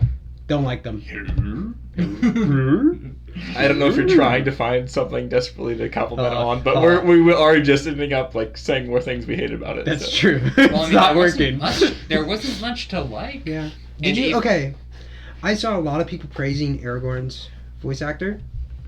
What do you guys think of that? It was basic. No, nothing. Just basic. No, nothing Bland. good. If he's a great Whatever. actor, which he very well could be, it just didn't really stand out in this. Yeah, like I think what- it's fine. It's just whatever. You know? Yeah, I Like, think it was fine. I don't think it was anything to write home about, which is what most of the voice actors, except for the bad ones, are. Like, yeah. Well, What a sad conclusion to the Lord of the Rings. I mean, Frodo and his friends vanquished evil. Oh yeah. and with that, Agent M and his friends vanquished you from They're the podcast forever. They're That's French. not true. Well, guys, we've vanquished bad films from our podcast forever. Through the power of friendship. Yeah. So let's all throw our swords up in the air, and hopefully we don't get hit. So, Thanks for joining us. yeah, Yes. thanks for coming along. I don't think you have any social media stuff, but if you want to plug anything, you can go ahead and Me? yeah. Oh wait, I don't have anything. Okay. All right. Well, there you go. go. So if you want to hear more from Seth, you'll just have to rewatch this episode Over and over again. over and over again. Yeah. Yeah. He'll probably be back if we do some more Lord of the Rings stuff. So Yep. maybe for Dune 2 or something. I don't. Maybe. Yeah, I'm up for whatever. I mean, Yeah. You guys podcast, so Yeah. So we'll whatever see. you want to do. Yeah. He will probably return. So Yes. stay Maybe. tuned. Maybe. Unlike Evil, he will probably return. Well, thanks for listening. Goodbye. See you Bye. next time. See ya. See ya. Oh, it was a really good movie that came out recently, and I'm sure you guys would agree with this. Puss in Boots last week. Have you seen, dude? Dude, Yeah. I watched that movie twice, and I was like, man. Yeah. It's So- it's fourth best DreamWorks movie right over there. That's what's there. Prince of Egypt, Hatching Jane. Wow, it's up there. It's up there. It's up there with some big ones, man. It's the fourth best. It's Next review you guys do, you should do Yeah. something like that might be good.